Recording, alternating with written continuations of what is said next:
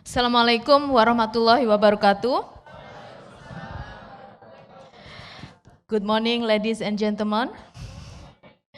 Thank you for being here in the second day of Gadjah Mada International Conference on Islamic Economic and Development, Business, Research, and Accounting and Finance. My name is Wuri Handayani. As mentioned by the MC, I'm the lecturer in the Accounting Department, Universitas Gadjah Mada, and I will be chair for this second plenary session until break session about 11:40. Okay, yeah. In this session, we will have 3 different speakers from yesterday, and they will deliver their knowledge, their thoughts, their idea on their expertise. Before I invite them to the stage, let me introduce each of the speakers. The first speaker will be Bapak Afdhal Aliasar from the Komite Nasional Keuangan Syariah. He is the Director of Economic Development and Halal Industry.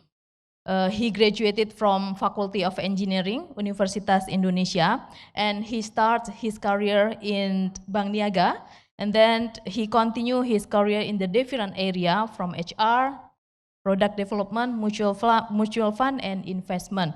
And he continued his study in Prastya Mulia, and he took strategic management. And he developed his career in the Citigroup Global Markets as the Vice President of Head Operation in Indonesia. And after his INSAF, and he moved to Islamic. His interest in Islamic economic and finance encouraged him to pursue Islamic financial qualification from IIUM-CIMB Malaysia, from Durham University, UK, and he also holds the financial qualification from the Chartered Institute of Securities and Investment UK. Yeah, and this morning he will sharing about the accounting with regard to the digital leap of the future economic and finance in Indonesia. Thank you, Bapak Afdhal. And then the second speaker will be the most beautiful lady, Professor Dr. Norma Saad. Let me say Happy Independence Malaysia Day. Professor Dr. Norma is the professor at the Kulliyyah Economic and Management Science, International Islamic University of Malaysia. And she completed all the degree in the different US universities, and she holds 2 bachelor degree in the American Association and International Economics. One is from the Indiana University, and the other one is from the University of Utah. And she continued her master in economics from Texas and finally obtained her PhD in economic development and regional economics from the Temple University. Her area of specialization is on the international trades, Islamic economics, particularly on zakah and wakaf. And she wrote many books and papers that published in the top-tier journals such as International Journal of Development and Sustainability, Journal of Islamic Monetary Economics and Finance, Asian Economic and Finance Review, and so on. And today, Prof. Norma will share her experience about the role of entrepreneurship and microfinance in development with regard to the reference in Malaysia case. And then last but not least, our guru, Bapak Dumairy. He is a lecturer at the Department of Economics, Universitas Gadjah Mada, and he is currently as the head of Program Master of Economic Development of Universitas Gadjah Mada. He graduated from our university, from Faculty of Economics, and he continued his master in Belgium, and finally he come back to Universitas Gadjah Mada to obtain his PhD. He is the member of Indonesian Economists Association and become the expert of the Masyarakat Ekonomi Syariah.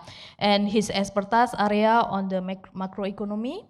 And he involved as a researcher in the different projects with the aim to provide recommendation to the regulator. For example, to the Minister of Village Development and Disadvantaged Region and Transmigration. And we pleased to welcome all the special guests to the stage.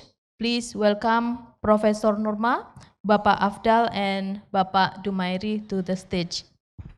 Please give applause to them.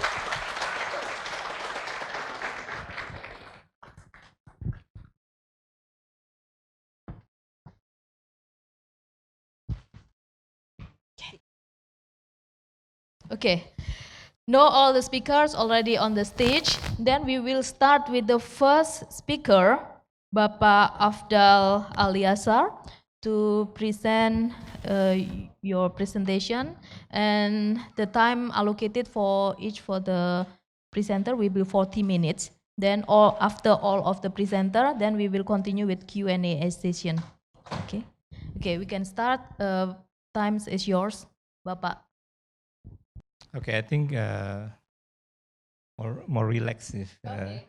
I have a very Pak Dumairy, Prof. Norma. Okay, Bismillahirrahmanirrahim. Assalamualaikum warahmatullahi wabarakatuh. Salatu wassalamu ala asrafil anbiya'i wal mursalin wa ala alihi wa sahbihi ajmain. Amma ba'du.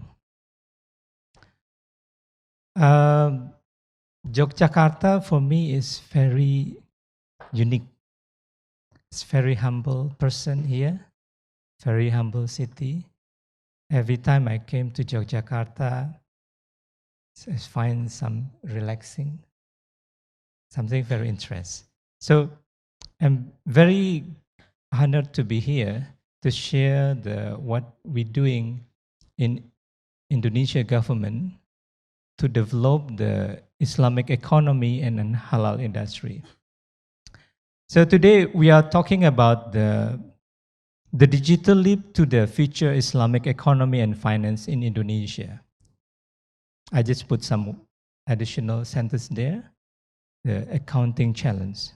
Maybe for you, for the researcher, for the student, for the master degree, PhD, want to see from the accounting perspective, the movement or the development and the industry need to be followed by new standard, new, regulations, and maybe new approach. Because the movement in the Islamic economy is very fast now.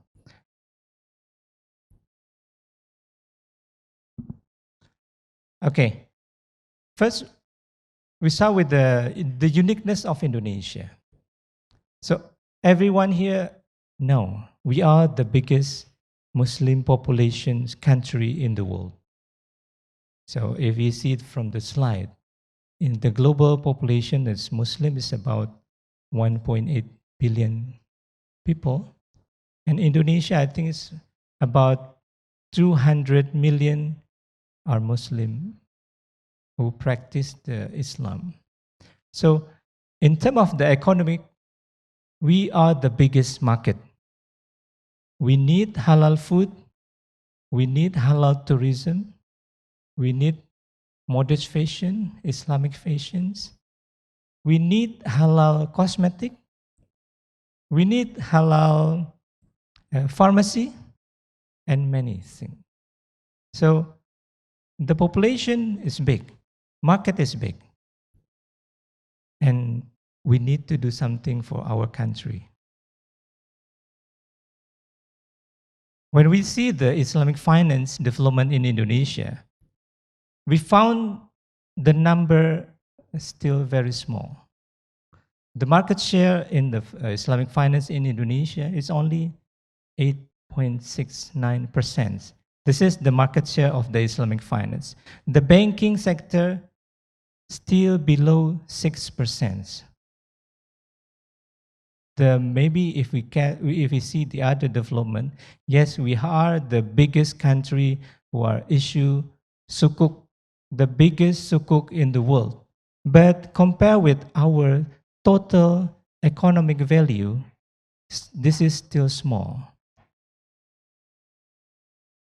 If we look at the number of populations, the potential market, the people in Indonesia practice Islam, compare. Maybe we have about 80 or until the 85% Muslim population in the world, in Indonesia, but the market share for the Islamic economy is only 8% something. The gap is very huge. Why? So the reason is why. Maybe we don't know whether is there any choice for the Muslim to do banking. Yes, we have Islamic bank, but the problem, maybe if I ask the audience here, do you have account the Islamic bank? That's good. But do you use another bank? Yes. Still use the conventional bank. Because of what? The service is good. The quality of the service, the technology, the fastness of the response are still there. So what happened with our financial sectors? We need to improve that. That's why governments want Indonesia to become the big player in this one. Very good potential, number of populations. So we need to wake up.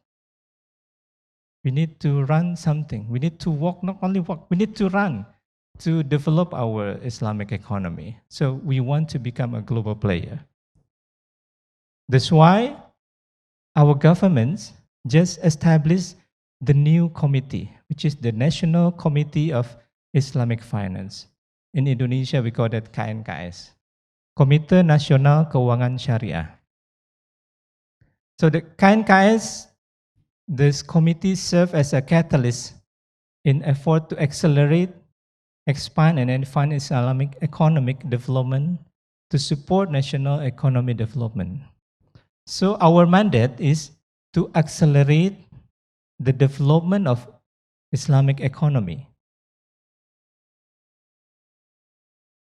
And this is directly head by our presidents.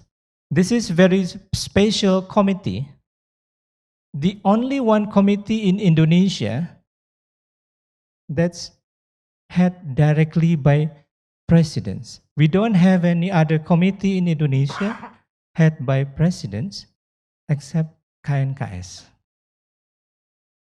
So this is to show that our government has very strong intention for the development of Islamic economic and Islamic finance. We see this video about KNKS. Indonesia is the largest country in Southeast Asia with huge potential of Islamic economy and finance. Indonesia, with an estimated population of 258.7 million people by 2016, of which around 85% practice Islam, is the country with the world's largest Muslim population. Indonesia's Islamic financial industry has grown steadily in the past 2 decades. However, Indonesia's Islamic financial market share is still relatively small. The market share of Islamic banks, for example, is only 5.3% of the national banking industry. This condition is far below other countries, such as Saudi Arabia, Malaysia, and United Arab Emirates. To accelerate Islamic financial development, the government of Indonesia launched the Master Plan for Indonesian Islamic Financial Architecture, or Master Plan AXI. The master plan contains studies and recommendations to improve the Islamic financial industry in banking, capital market, non-bank financial institution, as well as religious social funds, which cover hedge fund, zakat, and wakaf. Furthermore, the government has established the National Islamic Finance Committee, or KNKS, through President Regulation Number 91 of 2016. KNKS is directly led by the President and Vice President, with 10 members consisting of leaders for government and independent regulators. KNKS has been entrusted to accelerate, expand, and advance the development of Islamic finance in order to promote national economic development. KNKS will also play a role in harmonizing the efforts of regulatory institutions, government, and Islamic financial industry to ensure the realization of a synergistic and progressive Islamic financial system. KNKS, synergizing efforts advancing the nation.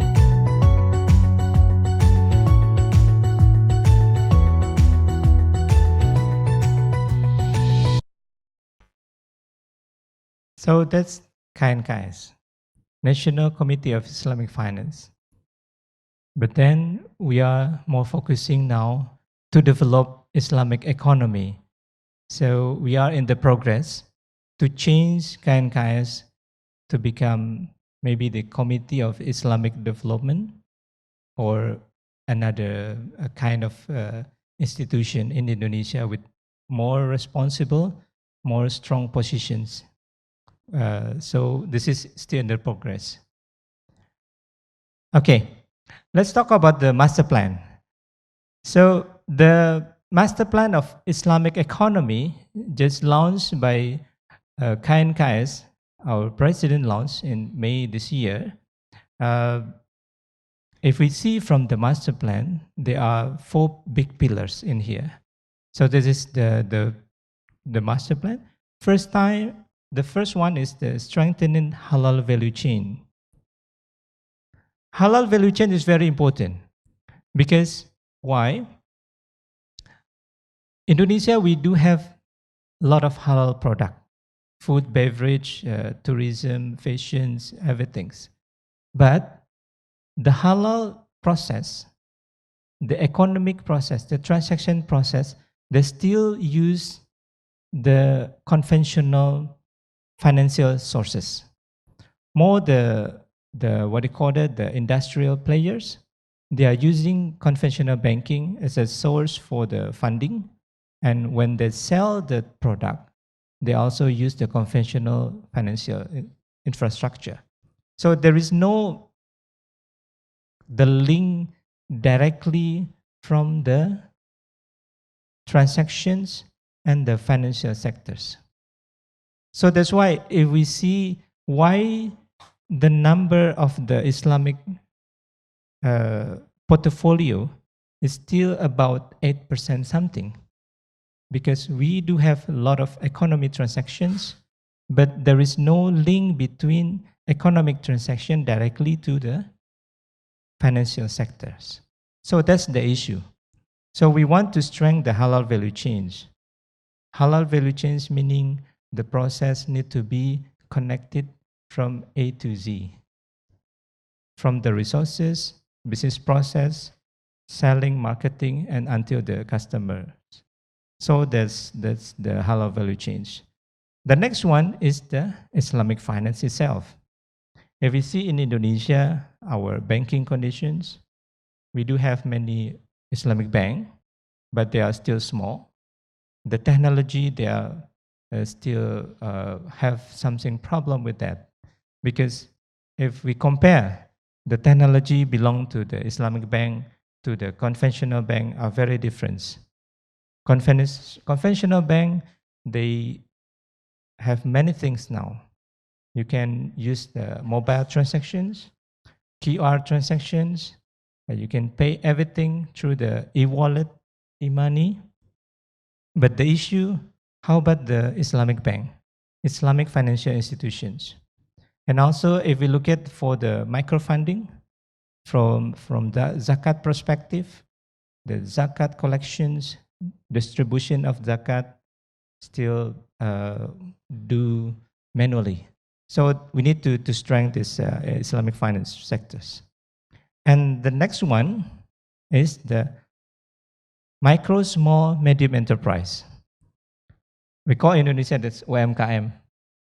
Islam in Indonesia practice UMKM is very big potential and we want to develop our UMKM to go to the next level. And the last one, this is the things that we are focusing today, is the strengthening the digital economy. Now we are live in the very different world. Do you know about Google? They learn about our life. Yeah. So other company, they also do that. Microsoft and everything. They know, oh, Afdhal, you are now in Yogyakarta. You are now in the Universitas Gadjah Mada. You are delivered this speech in this event. So people know about what people are doing. So this is the new technology. We cannot hide from the new technology. So how about the Islamic finance? How about the Islamic economy? We need to collaborate. We need to develop the capability of our Islamic sectors to be able to go together with the new technology. So this is very important. If we see from the digital economy perspective, there are many things here. Fintech, Internet of Things, big data analytic, e-commerce, i.e. artificial intelligence.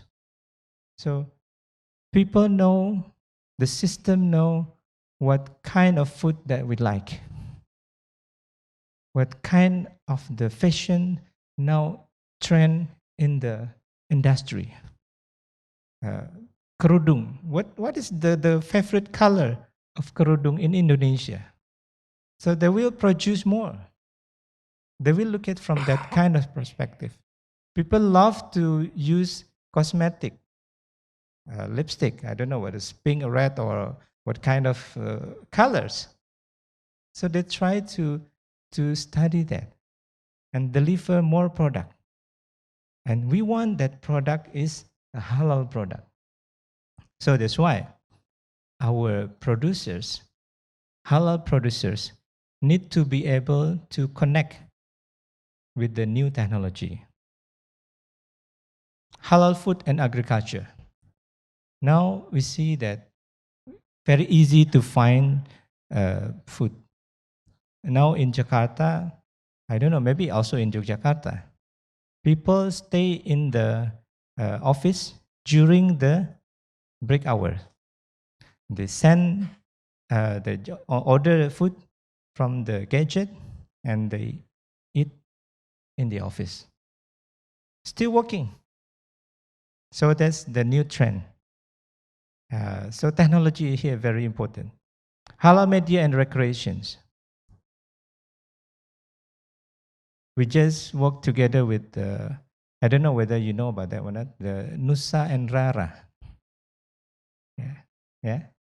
Nusa and Rara is famous now because the animation is very good quality and we want them to deliver more insight to the people. Not only for kids, but also for adults, for the family. So the recreations and media, we need to develop. So we want Indonesia to produce more than that. Not only Nusa and Rara. I don't know, maybe in Yogyakarta you have something Pandawa and some wayang story. We need to put them to be able to be enjoyed by all the people through the media recreasi. Halal pharmacy and cosmetic. This is actually very challenging because to develop the halal vaccine is not easy. We have a meeting with the biopharma and I just know to develop new vaccines it takes about 10 to 15 years to be able to launch as a formal vaccine for the halal one. So this is a very big effort. We need to do this together not only government, but also from the corporate, from the people. Modest fashion. Indonesia is very good in this sector. We are as producers for the modest fashion. Prof. Norma, maybe many of Malaysian, they come to Bandung, direct flight from KL to Bandung, and also maybe direct flight from KL to Yogyakarta, only to buy some clothes, Muslim, kerudung, because it's very nice. We do have many things in here. So this is we need to also develop. Halal travel. Indonesia just appoint together with Malaysia as the first and second position in the global halal travel in the world by MasterCard. So this is the position that we need to improve. Islamic finance as well. So all this thing to support our GDP, to support our development of economy. So the halal industry and the digital economy is very important. So what can KAIS do after that? We want to create the Islamic digital ecosystem. The approach to develop Islamic economy and Islamic finance now is not only come to establish new Islamic bank, not only to establish new takaful or issued sukuk, that's we did already, but the effort for that still 8% result. Now it's come with a new approach. The Islamic digital ecosystem is very important here. So the ecosystem include first halal lifestyle. Halal is very significant. It's not easy to implement even to the Muslim people. We know in Indonesia, some Muslim, they say everything is halal because there are not many things non-halal product in Indonesia. But then the awareness of the halal still very low. So the halal lifestyle need to promote to the society. The halal fashion and cosmetic, halal education and entertainment, food and beverage. If we go to the mall, before we eat, we go to enter the restaurants. Did we ask whether the restaurant already have the halal certificate or not? People in Malaysia do that. They do that. But in Indonesia, taken for granted. They think everything is halal, but actually not. So we need to encourage all the restaurants, the food courts, the producers, they need to certify to halal product and halal tourism as well. Muslim community, Islamic institution, pesantren, masjid di Indonesia, still undigitalized. Because why? After Jum'ah pray, the most men they still count manually all the charity.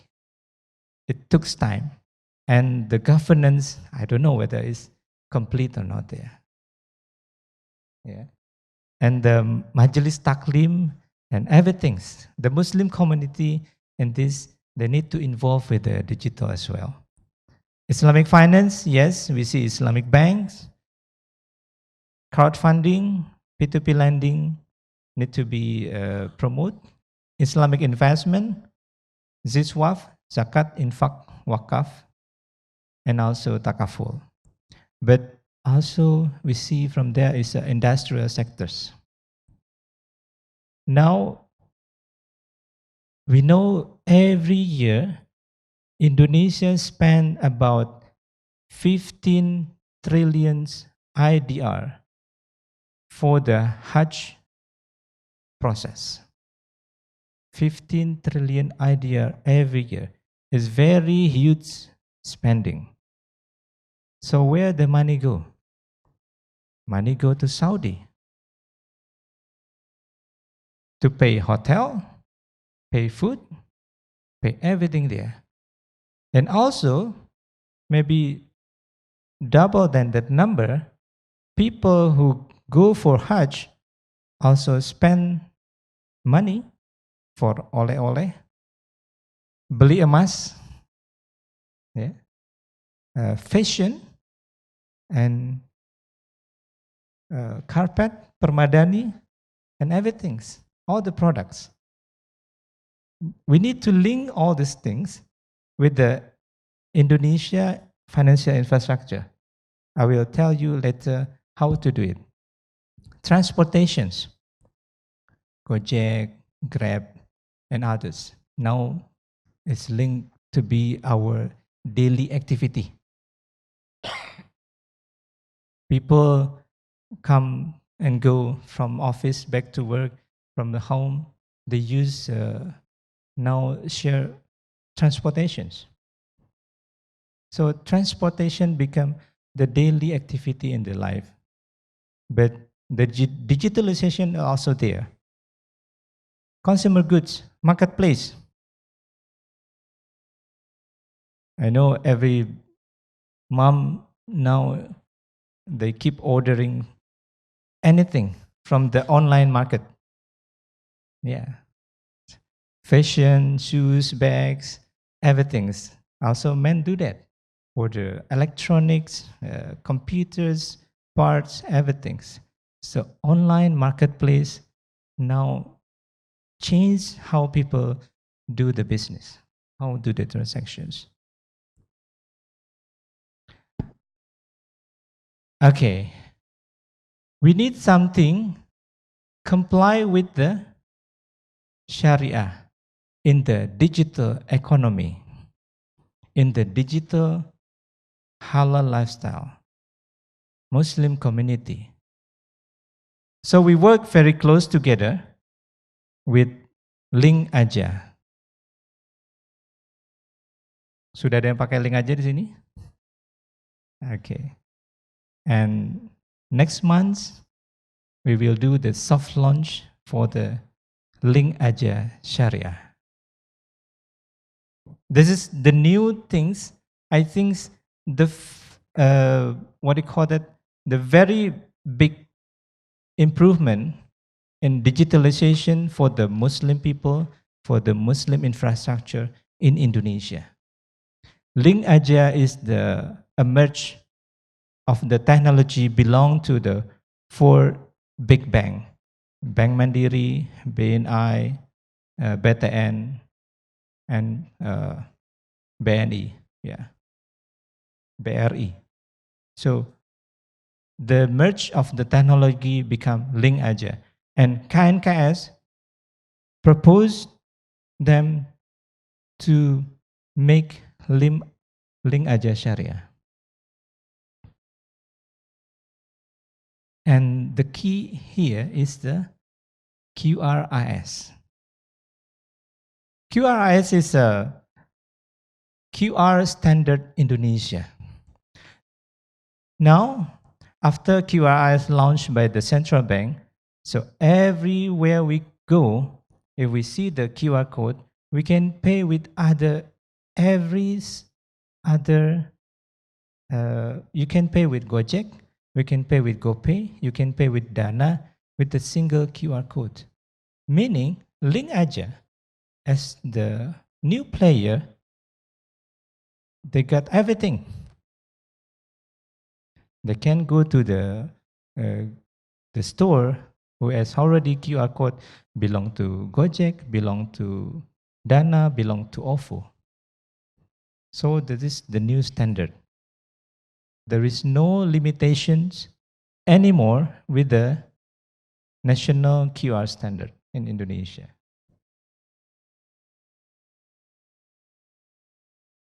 So all these financial institutions are already engaged and linked with the national QR standard. So all this bank. So this is very rapid movement.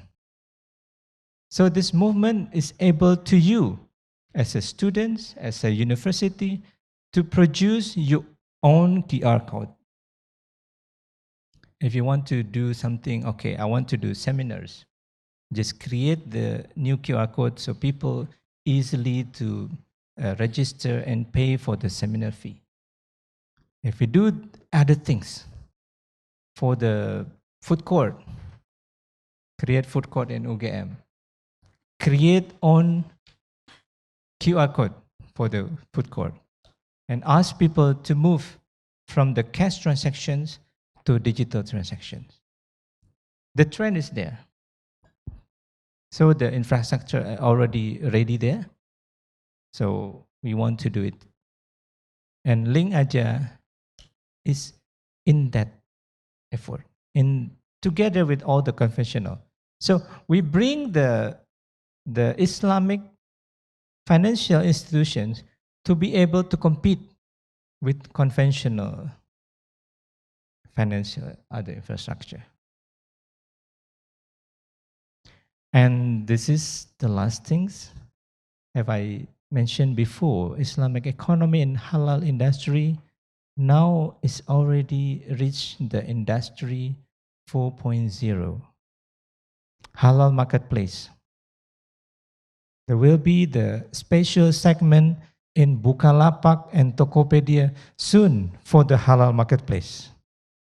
And we hope other marketplace will follow together to create the special segment in their marketplace. For the new people who already try to develop new things, start up business to run the marketplace, market aggregator, or everything related to the halal, now is open to do it. Islamic fintech. Fintech is not only the payment, financings.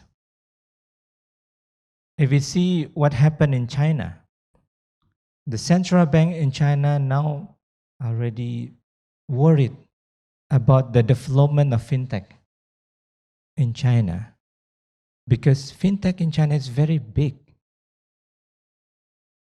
Do you know in Indonesia what happened? What is the value transaction made in Gojek last year?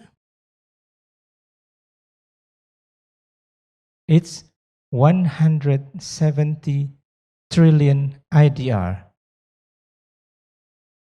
It's a huge money. Tokopedia, they control 1% of Indonesia GDP. Transaction in Tokopedia. So this is the world is changing. People now in the digital information technology era. So we need to understand how we want to develop. So peer-to-peer lending, yes, there are still some problem with peer-to-peer lending, but we need to think how to do it in the Islamic way. We need to do it, how to create the peer-to-peer lending, how to create the crowdfunding, the social funding. Yes, we have Kitabisa already, but we need more than that. We need more than that. We need more financial structure for the Islamic. So that's to be able to capture that. And also the capital market.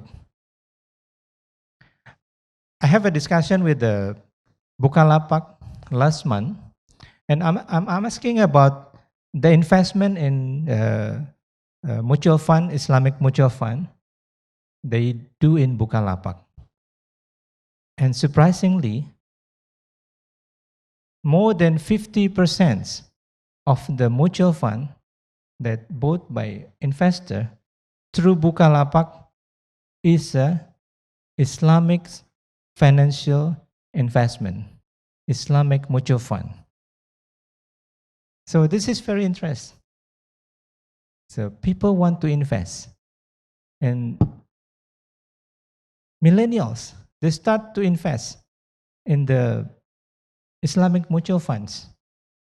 Maybe the volume is not so big, but the quantity, the number of people doing that, invest 1 million, 2 million IDR. But this develop the new things in capital market. Another thing in the capital market, maybe in 20 years ago, for the IPO, IPO is only belong to the big corporate. They raise money about more than 100 billion IDR in every IPO.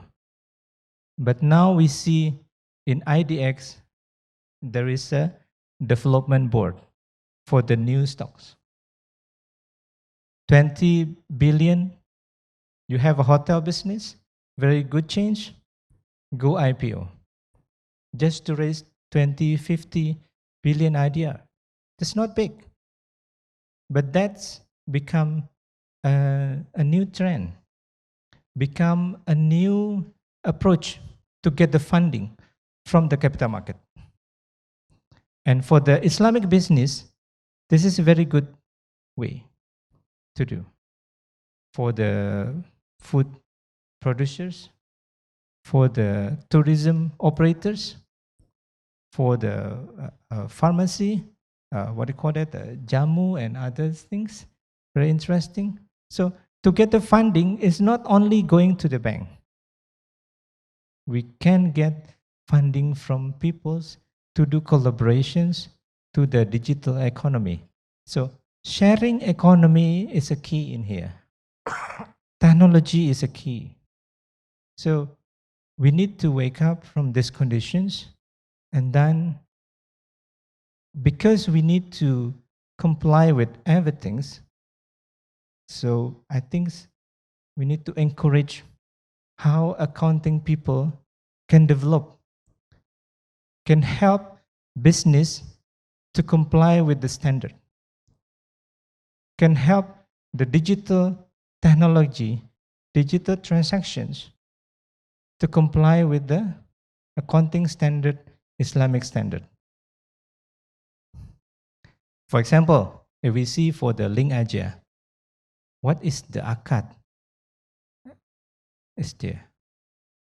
And when people do top up to get the new balance of the payment system, what is the accounting? The journal? I don't know actually. Yeah. Let's think it together. Yeah. Maybe from the education perspective, from the research perspective, when people lend money in conventional things, but we are not lending money in the digital sectors. They share the risk, they share the ownership. So the new kind of transactions, the new kind methodology need to be set up.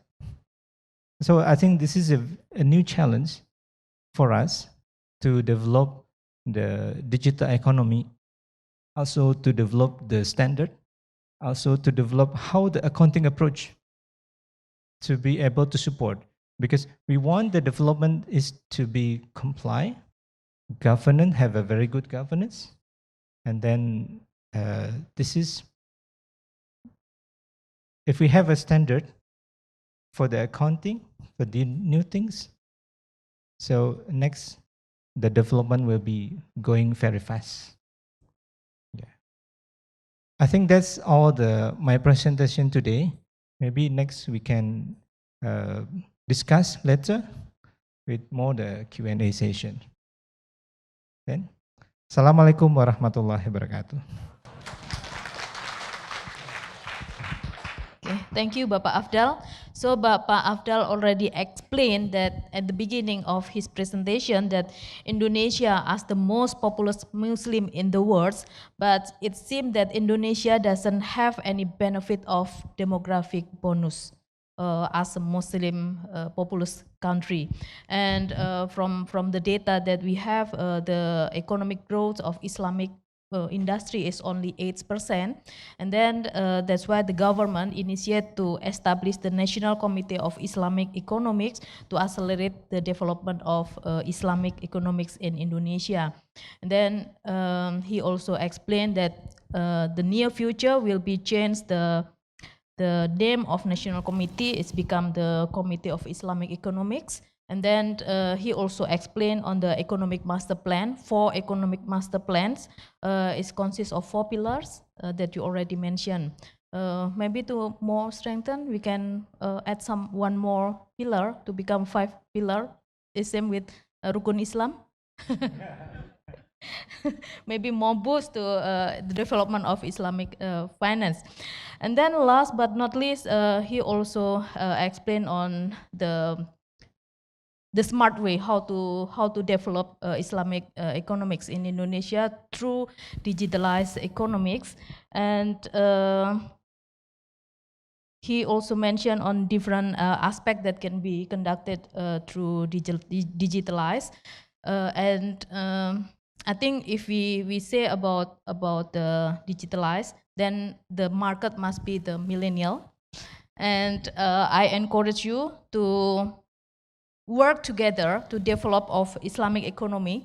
And then now it's not by establishing for financial institution, but just follow and use your finger smart in your phone, because they already established and developed many applications on Islamic economics. Okay, and then we have to move to the next speaker, Prof. Norma. Then Prof. Norma will explain the experience of microfinance in Malaysia. Okay, time is yours, Prof. Thank you very much, Ibu Chairperson, Ibu Dr. Wuri. Bismillahirrahmanirrahim. Assalamualaikum warahmatullahi wabarakatuh. Alhamdulillahi Rabbil Alamin, wassalatu wassalamu ala ashrafil anbiya wal mursalin wa ala alihi wa sahbihi ajma'in. Rabbi shrah li sadri wa yassir li amri wa hlul 'uqdatam min lisani yafqahu qawli. First of all, I would like to thank the Secretariat of the conference, Bapak Professor Mahfuz Solehin, for inviting me to this auspicious conference. Thank you very much. So I'm happy to be here and sharing the experience, bringing the experience from Malaysia. Right. So, forgot to honor the my colleague at the panel here. So, Bapak Dumairy, Bapak Afdhal. Actually, I was enjoying your presentation. I didn't expect you to stop so soon. Okay. So the topic that I'll be talking today is the role of entrepreneurship and microfinance and in economic development. So I'll be sharing the experience of microfinance and entrepreneurship program that we are running at International Islamic University Malaysia. So it's a very new program. So it's just slightly more than a year. So we started in April last year. Yeah. So yeah. Okay. So I'll be guided by this outline. So these are the flow of my presentation. It looks a lot, but I'll be brief. Yeah. Maybe I'll stop before my 40 minutes allocation. Okay. So basically, these are the role of entrepreneurship, yeah, in economic development.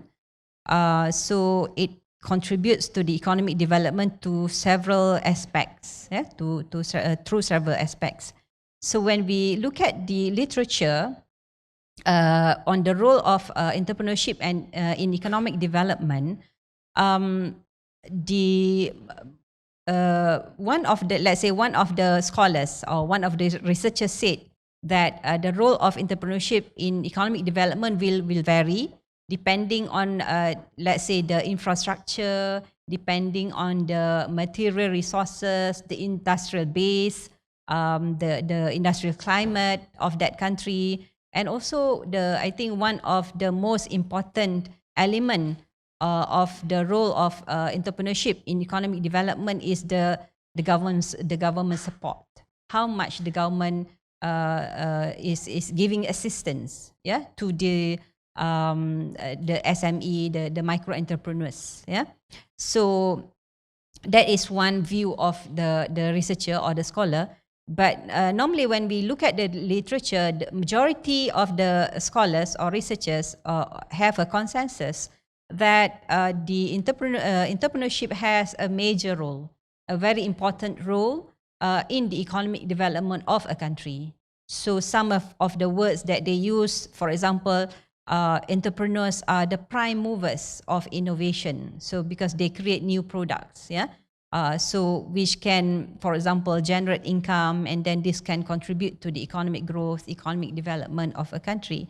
So entrepreneurship is also described as a dynamic force, that can be an engine of economic growth or economic development of a country. So when we say entrepreneur, what is the definition of an entrepreneur? So the definition that is given there is like that entrepreneur is a person who sees business opportunity, and then he or she converts that business opportunity into a viable business that result in a business venture, so and income generating. So so some of the contributions of the entrepreneurship in economic development. So I'm just focusing on the 7 elements, or 7 aspects of the contribution of entrepreneurship in economic development. The first one is wealth creation, wealth creation. So we know that the entrepreneurs invest their own fund, invest their own resources, and they also accumulate resources from the investors, from those who have surplus of funds, Then they mobilize this fund to undertake a project, and create product or services, and then this will create wealth, And then the other contribution of entrepreneurship is in terms of increasing the standard of living, because they, for example, they adopt latest innovations in the production, they create new products, Sometimes when they have reached the economies of scale, they can produce a product at a lower cost, So this enable people to, for example, to have better quality goods, at a lower cost, and this will improve their standard of living. The other contribution of entrepreneurship is to increase GDP per capita. Of course, if they, for example, if they are able to produce goods and services, they sell it, this will contribute to the GDP of a country, and after that will also increase the GDP per capita, of the nation. And then after some time, after producing these goods and services for a period of time, these entrepreneurs become good at producing these goods or services. They can produce high quality products, at a lower cost. And when they have reached, let's say, the economies of scale, they can export it to abroad, to other countries. So they sell these goods in the international market, and therefore they would be able to bring foreign exchange, into the country. And sometimes through, for example, trade fairs, so through maybe connecting with the other entrepreneurs from other countries, so they would be able to, for example, have an opportunity to learn and exchange new ideas, with their counterparts from the other countries. So through these interactions, they would be able to improve the quality of their service or the quality of their products. Of course, entrepreneurship would create jobs for themselves, for the entrepreneurs, and also for the community, for the community. So this is one of the direct contribution.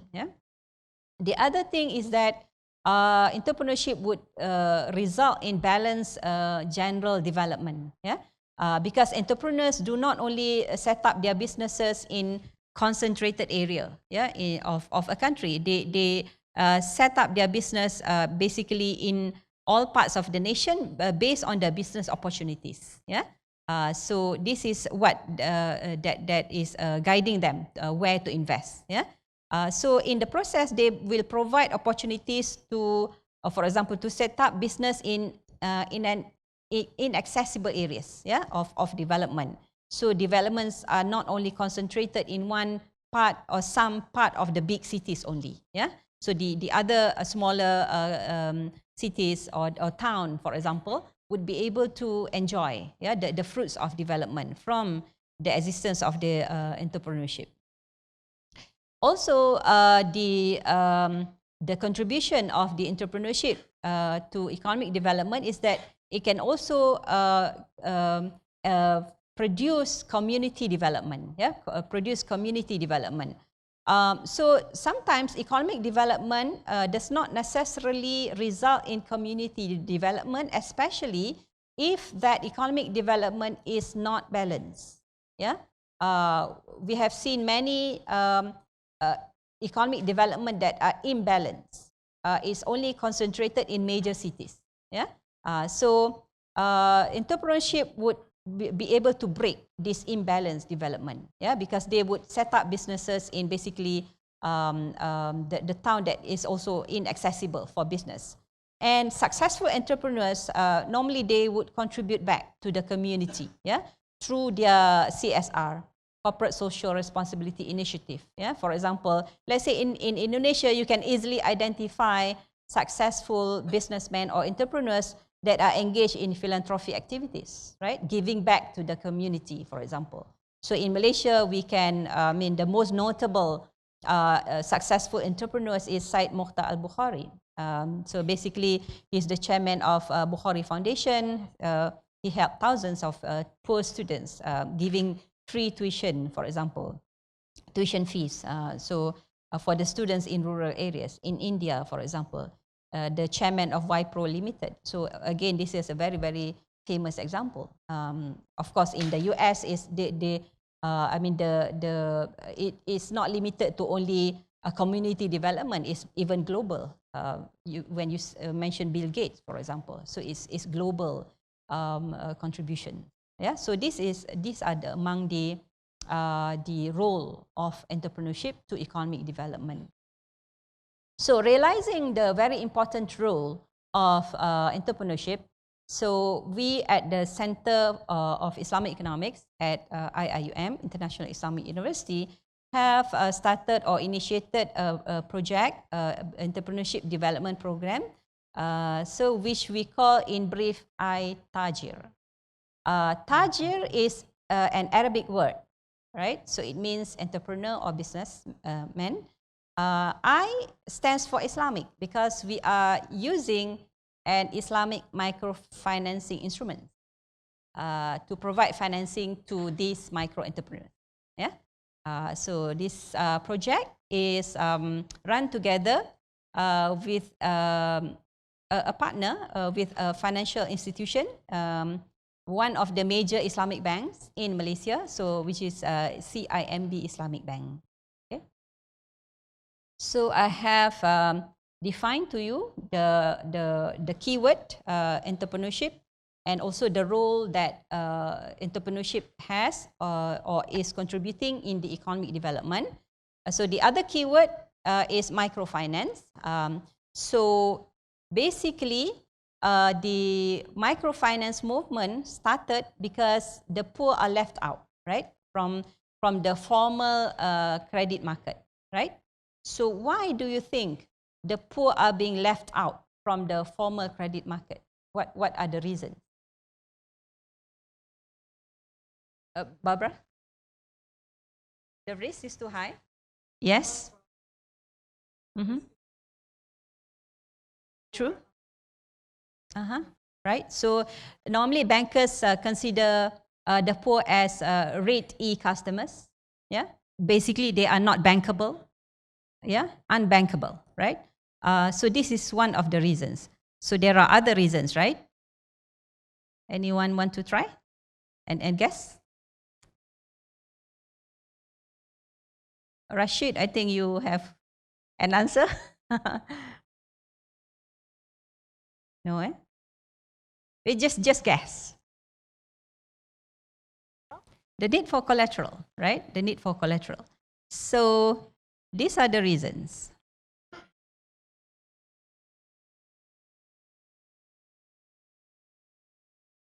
Yeah, these are basically the reasons. So they're not credit worthy. They don't have credit history. Basically, they don't have pay slip, to show to the bank, right? So sometimes they don't have even an account with the bank, right? So Ibu Wuri was right. So the poor does not have collateral. Normally is physical collateral that is required by the bank. Normally if a person wants to get financing from the bank would require some sort of physical collateral. So as an assurance in the event of default, so they could repossess that physical collateral.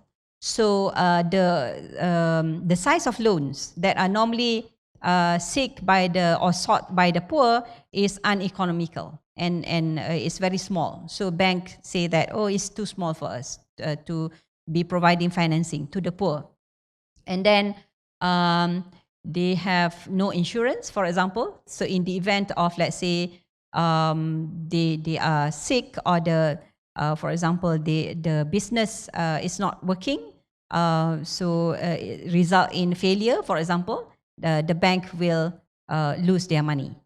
So they are considered as high risk borrower. They are illiterate, and they lack of skill, and then many assume that the financing or the loan taken by the poor would end up in consumption instead of being used for entrepreneurial activities. So these are the reasons why the banks basically deny access to financing to the poor. So that's why the microfinance institution was set up, was established. So basically, not only to provide financial intermediation to the poor, but also to provide social intermediation. Because remember, they lack of skills, right? So they need to be provided with business skills so that they can use these skills to run a business. So the microfinance institution would normally identify the workable poor. So that means they would have some, possess some, for example, knowledge or basic skills in order to undertake, some economic activities. And then they would be forming a group. So they would be provided with the training. Then they can seek for financing. When after some time, when they are ready, they can seek financing or apply for financing from the microfinance institution. So there are various models of group-based financing. So there are 3 types. So one is a group loan, group joint liability. So this one, the members, the poor would be forming a group. They would be applying from the microfinance institution based on their individual financing need, but the loan would be given in a lump sum to the group, and they would divide among themselves, and the repayment is based on joint liability. That means it's based on the group. The second type is individual loan, joint liability. So the individual would be seeking financing based on their own, but the loan will be distributed based on a group, based on a group, and also the group is jointly liable for the repayment. So let's say if one of the members default, then the other members would have to chip in and pay, the loan or the financing. Type 3 is individual loan and individual liability. So for this one, there's no group formation. Yeah, so an individual would apply, and he or she would be responsible for the payment. I will skip this one because this is just the detail of the 3 types. Okay, so this table shows comparisons between conventional banks and microfinance institutions. Basically, you can see that the role of the conventional bank is just providing financial intermediary. So they between the savers and the investors, yeah.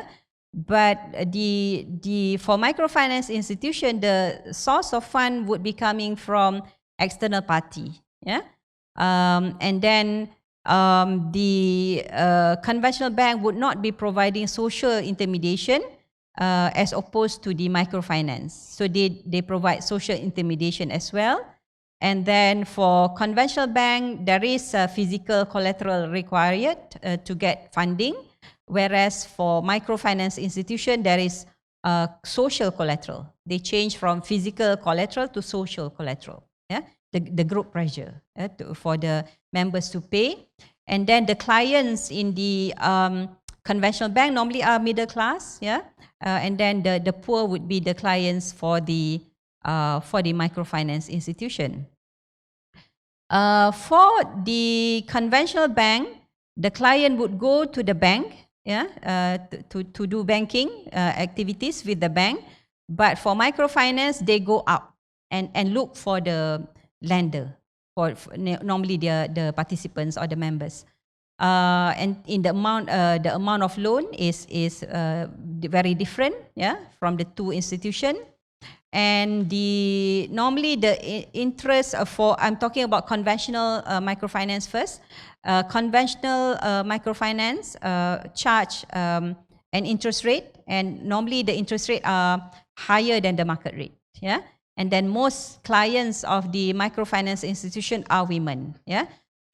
So this is in contrast to conventional bank, where most of the clients are now is mixed, yeah, between men and women. So what are the issues or the controversies with regard to the microfinance? So the original objective of the establishment of microfinance institution is to target the poor, yeah. But now there is criticism that says that microfinance institution has drifted from their original mission. They are no longer targeting the poor or the hardcore poor. For example, let's say we have a microfinance institution in Malaysia, which is called Hijrah Selangor, who is targeting their members from the poor to the middle class. Yeah, so shifting their original objective.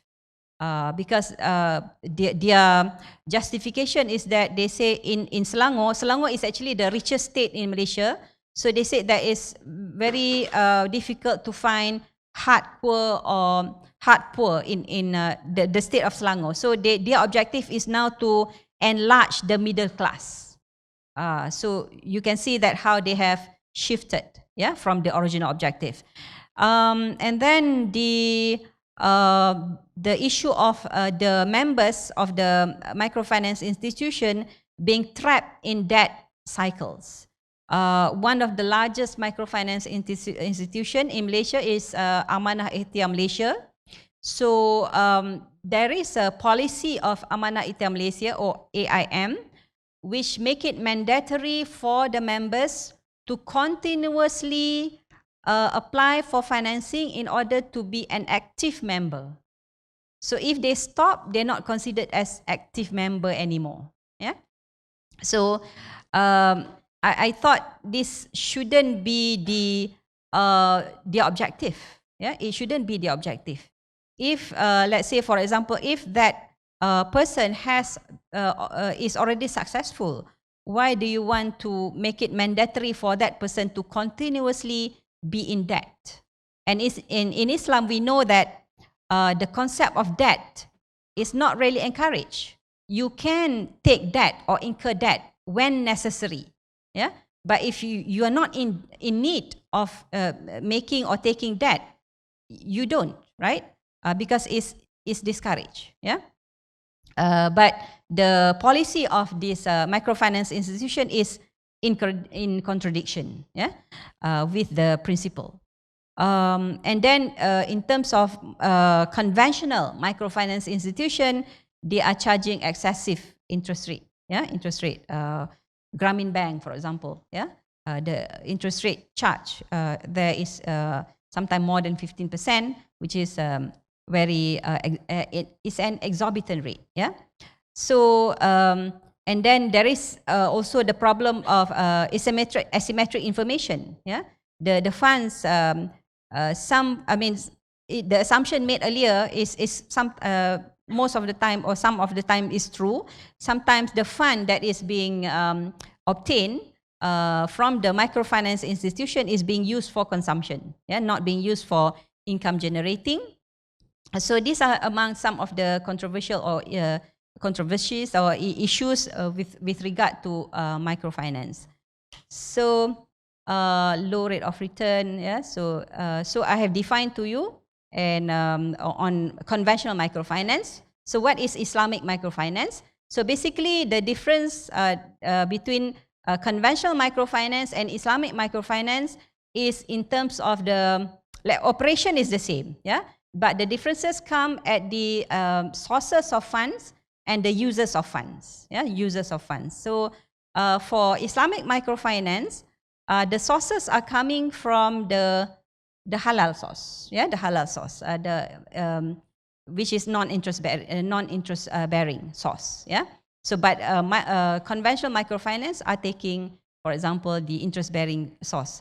So the sources of funds for Islamic microfinance come from, let's say, maybe Waqaf Institute, yeah. It can be zakat, it can be sadaqah, yeah. Other charities, or it can be from Islamic banks, yeah.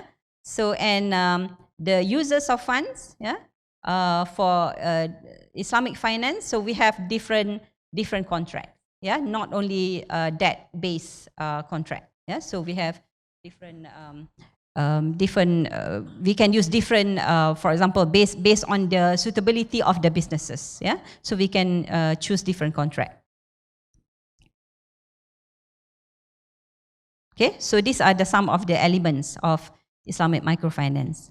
So, so realizing again, there is the importance of having to provide financing, yeah, to the poor using Islamic microfinance. So we have developed this program which we call i-Taajir, and it's a partnership between the Center for Islamic Economics at the International Islamic University Malaysia and CIMB Islamic Bank. So basically, the aim of this program is to guide our students that come from poor background and our lower level staff, and also we target the people that are around the university. So we want to provide them with entrepreneurial knowledge and skills. And then we want to provide them with Islamic microfinance facilities for them to implement their business ideas. Yeah. So for CIMB, the collaboration that they have with us is actually in line with the VBI guideline. Yeah. So the value-based implementation guideline that was initiated by the Central Bank of Malaysia, Bank Negara Malaysia, which was launched last year, which wants the Islamic banks to be more active in the CSR initiative or activities, yeah, so that the Islamic bank can bring more value, yeah, to the community. So this is basically our target group. So as I said earlier, it will be our students that are coming from poor background, and then the lower level staff, and then the community that are residing surrounding the universities. This is our logo. yeah, i-Taajir logo. So Pak Afdhal say it's nice logo, all right. So thank you very much. So the golden column at the background on the left is the part of the actually IIUM logo, yeah. And then we have CIE, which stands for the Center of Islamic Economics, and then CIMB-I is CIMB Islamic. So this is these are the objectives, yeah, of the project or the program. So we want, I have actually explained it in the introduction. We want to provide microfinance facility to the community and to the IIUM community, which are coming from the lower level. So we want to enhance the community life through entrepreneurship. So we want to, let's say, enhance their social mobility, yeah, and bring them into the fold of formal financial institution, yeah, so that when they have, for example, credit history with us, so we would be able to recommend them in the future if they want to, for example, apply formally from the formal financial institution. And there is also research objective of the program. We want to actually study the feasibility of the equity-based financing modes that we have developed. So this is basically what we tell the potential clients of the project. If they want to join the program, what will they benefit? Yeah. So we tell them that they will be able to get Islamic financing facilities up to 10,000 ringgit, which is more or less equivalent to 2,500 USD. So we provide free trainings for them. And then they also get personal business guidance or coaching, yeah, one-to-one. And then they also get ethical and spiritual aspect of doing business, yeah. So normally we expose to them the concept of barakah, for example, in doing business, yeah. So if you want to be successful, if you want to get barakah in doing your business, what you should be doing, yeah. So there's there shouldn't be an element of cheating, for example, and in terms of cleanliness of doing business. So these are being emphasized. So these are our strategic partners. So I have mentioned CIMB Islamic. So the other two important partners are Amanah ITM Malaysia. So this is one of the biggest microfinance provider or institution in Malaysia, and the other one is Hijrah Selangor. So that is also a major microfinance provider in Malaysia. So again, it is operating in the state of Selangor, which is the richest state, yeah, in Malaysia. So we have different phases of i-Taajir program. So basically, so we will start with a program which we call the motivation program. So we will identify the location, yeah, where we want to do the project. So we will, for example, organize a one-day or a half-day motivation program. So in that motivation program, we invite successful entrepreneurs to give basically talks to motivate the people there to, to be involved in the program. And then once they have indicated their interest, so they would be going through the education stage. Yeah. So the education stage has three different elements. So which is training. There will be 2 days training, and then coaching, one-to-one coaching with the students, and then they will have to present their business proposal. Yeah. And then there will be initiation. They would be given financing. They would start their business, and then we will monitor the growth of the business until the end of the repayment period. Okay.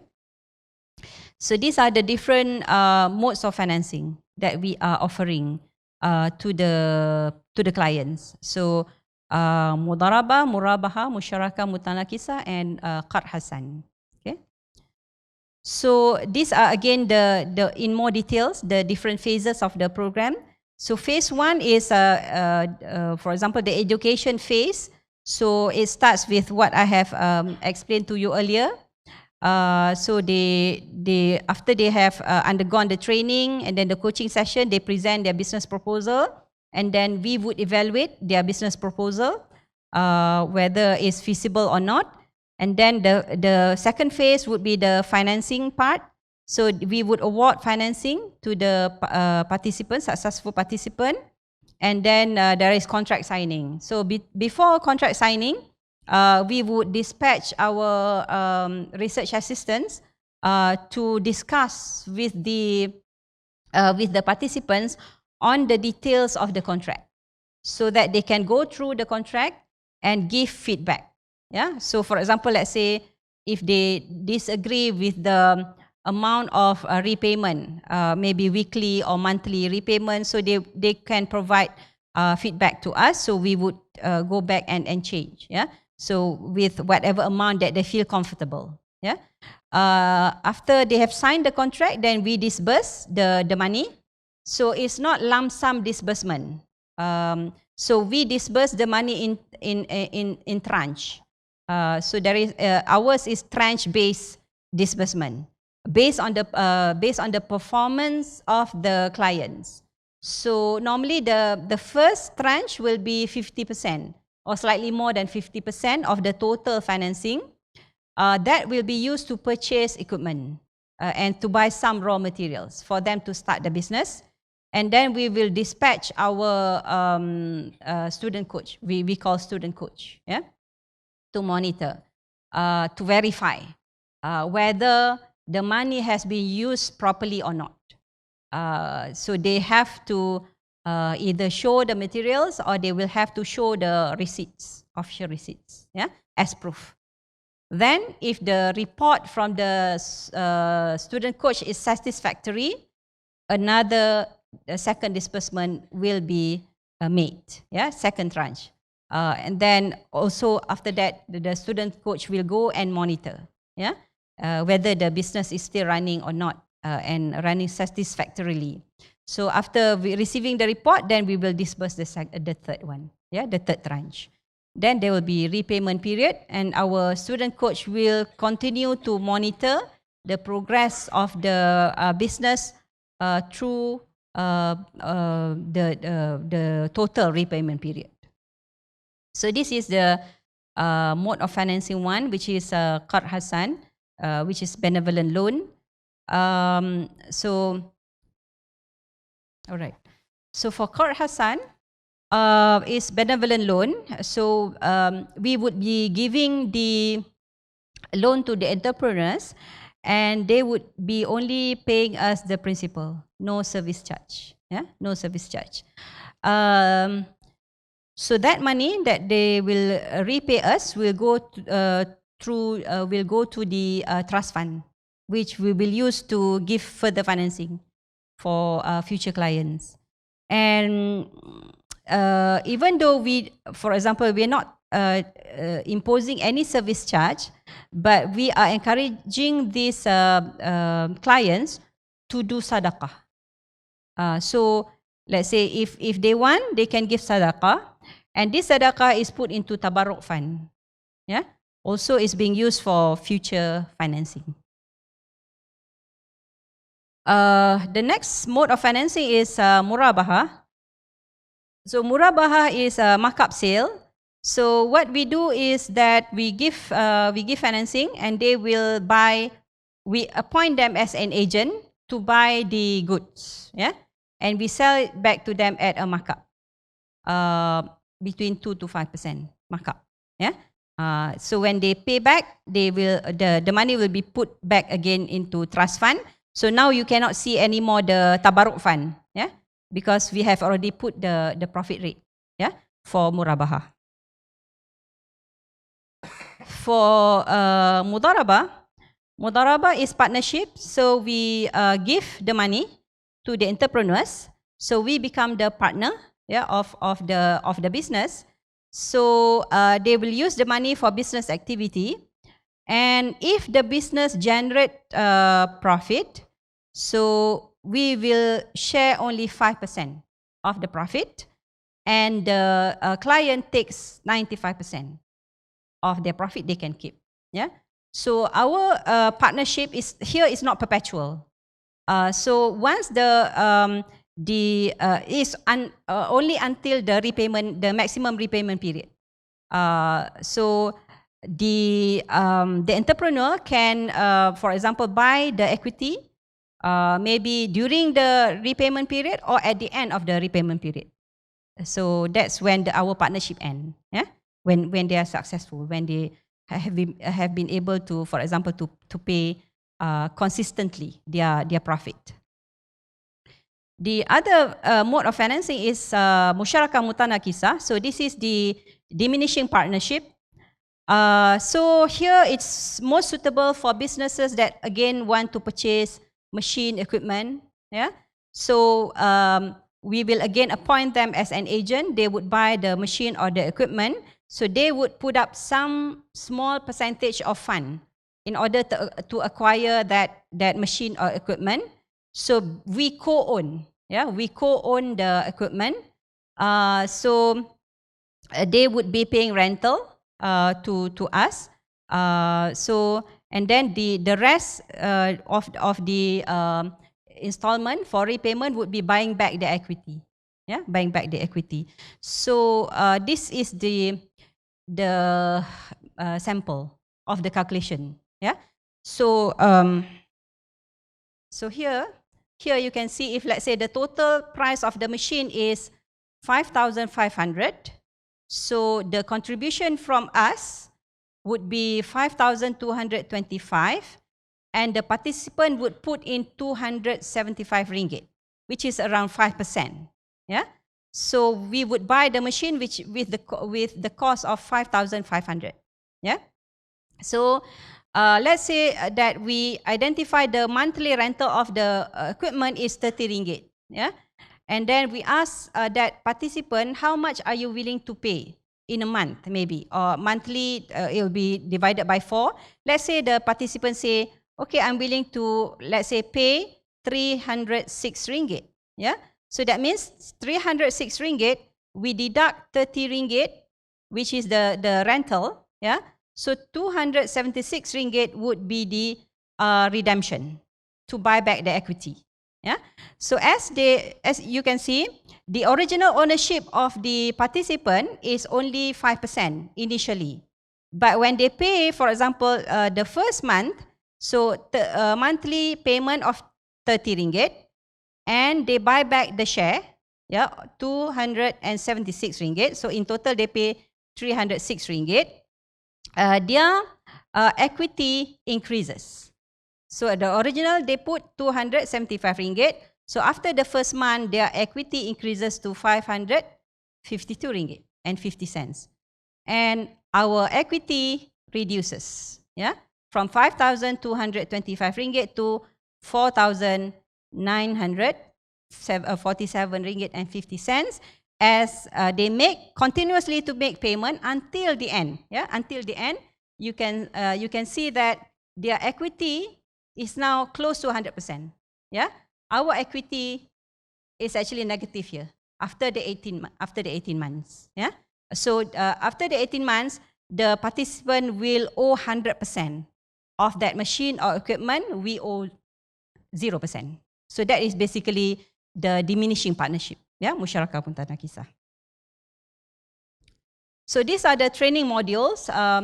What the participants will go through for the 2 days. So we expose them to 4 training modules. We start with the idea and introduction to business, and then they will be exposed to accounting and financial management, business ethics and akhlaq, and also marketing and sales, where they will be taught how to target their customers, what are the challenges and issues in doing marketing, how to promote their products online, offline, as Pak Afdhal has indicated earlier. Now is the millennium, era. So online marketing is very, very important. So they are being taught as well in this module. Okay, sorry. So these are the process of selection.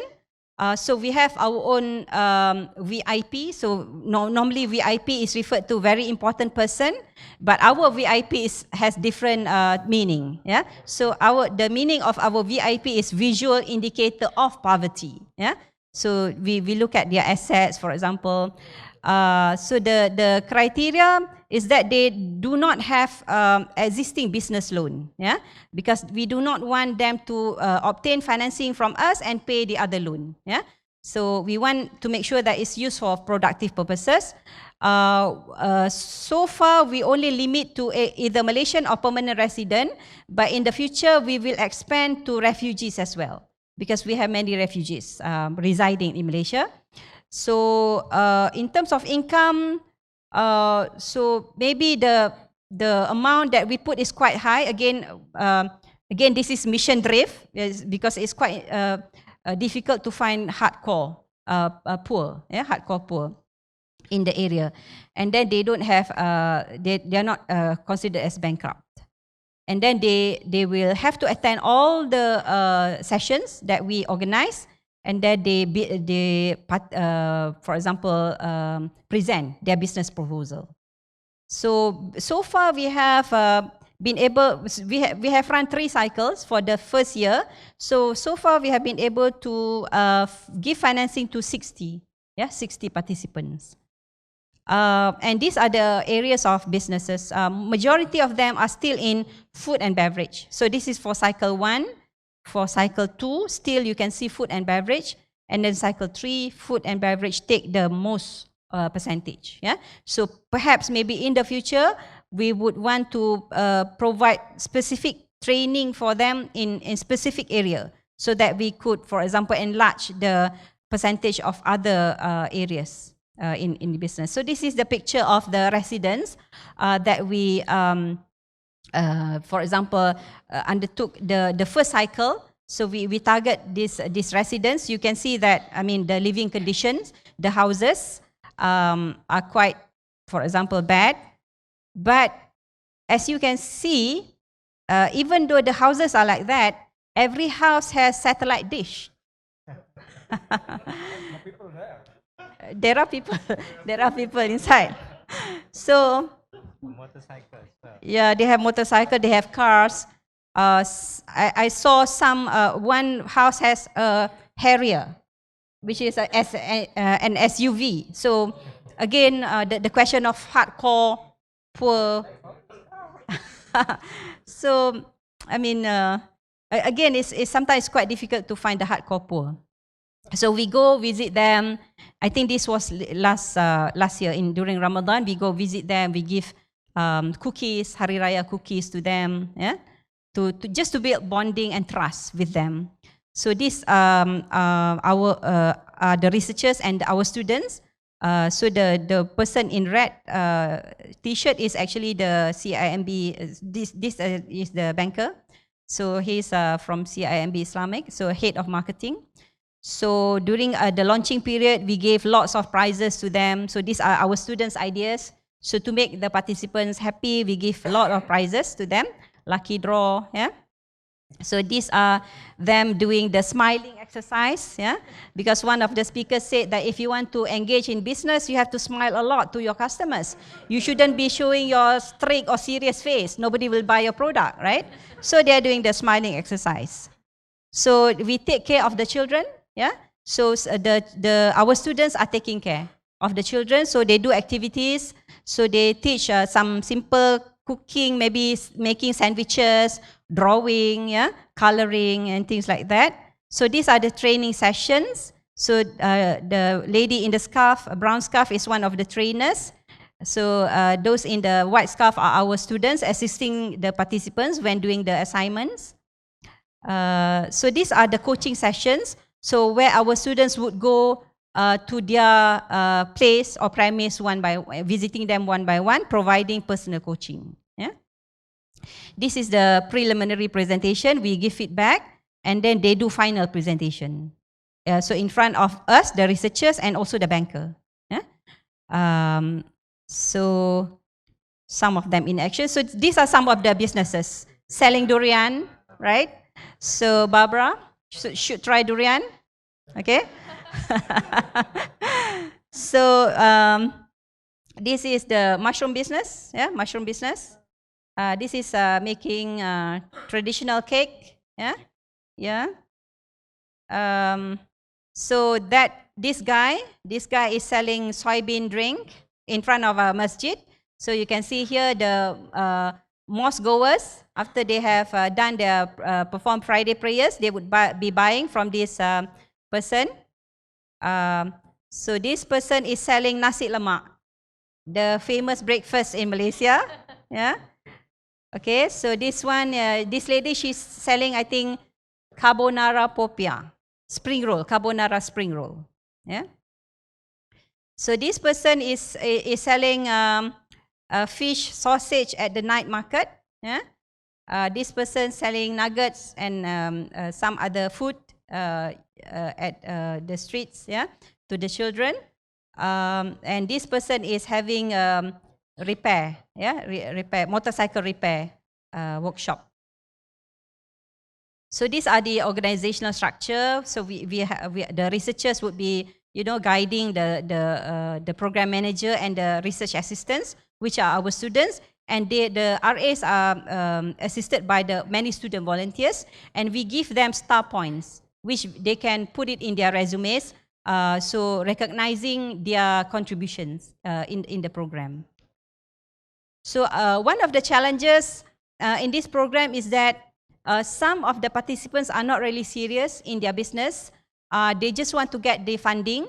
After some time, they are missing in action. They cannot be traced. Yeah. So this is the problem, yeah, that we are having.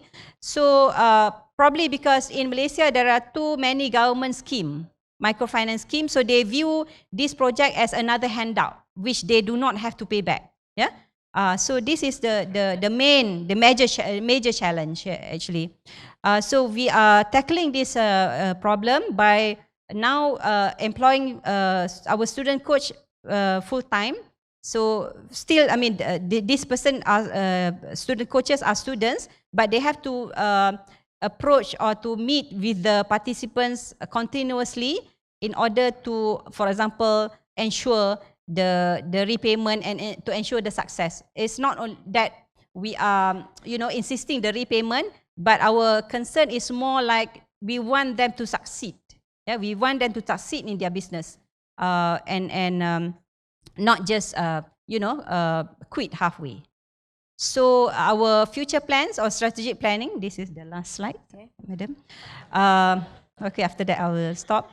So we want to expand the target group. Yeah. So now we are targeting the bottom 40 or bottom 50 of the population. Later we want which are residing around the universities, close to the universities. Later we will expand, and then we want to collaborate with other relevant agencies.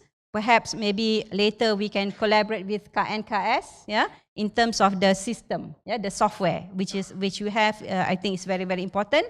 And then we want to expand the model, yeah, abroad. Whenever I give talk in conferences, yeah, for example, these are some of the countries which I've been to. Pak Mahfuz was there with me in Tunisia. So I think I receive good, for example, response from the participants. So we hope to share the model, yeah, with other countries as well. So that's all from me. Yeah. So thanks for listening. Assalamualaikum warahmatullahi wabarakatuh.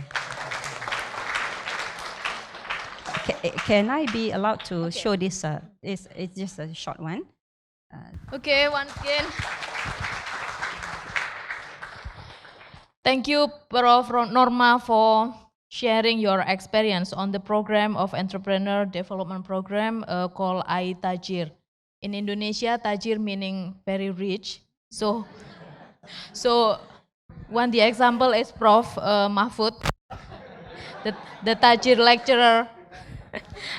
Hopefully, entrepreneurs joining i-Taajir will become a Tajir entrepreneur, inshallah. I don't want to re-explain what you have already explained, that very insightful, interesting, and entertaining, of course. So I believe that audience have many questions, so I will keep your question until Q&A session.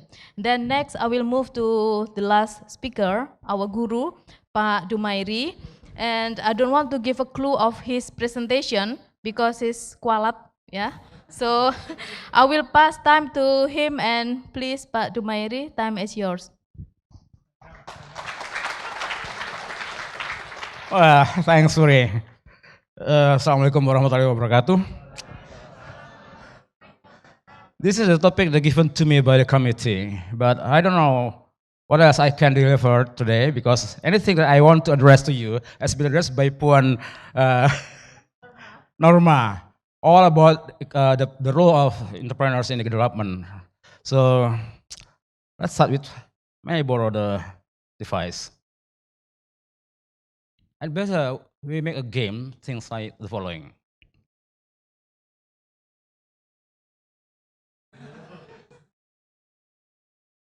Any idea? What picture is this? What? Duck? Had a bird. Any possibility? Had a rabbit. Okay. Any more? Mention it. A hammer? Is it possible? No. What about the head of Mickey, the mouse? You hold mouse every day, I guess. Right? This is part of a larger object. That's what makes us differ from entrepreneurs. Entrepreneurs see others than we see. Okay?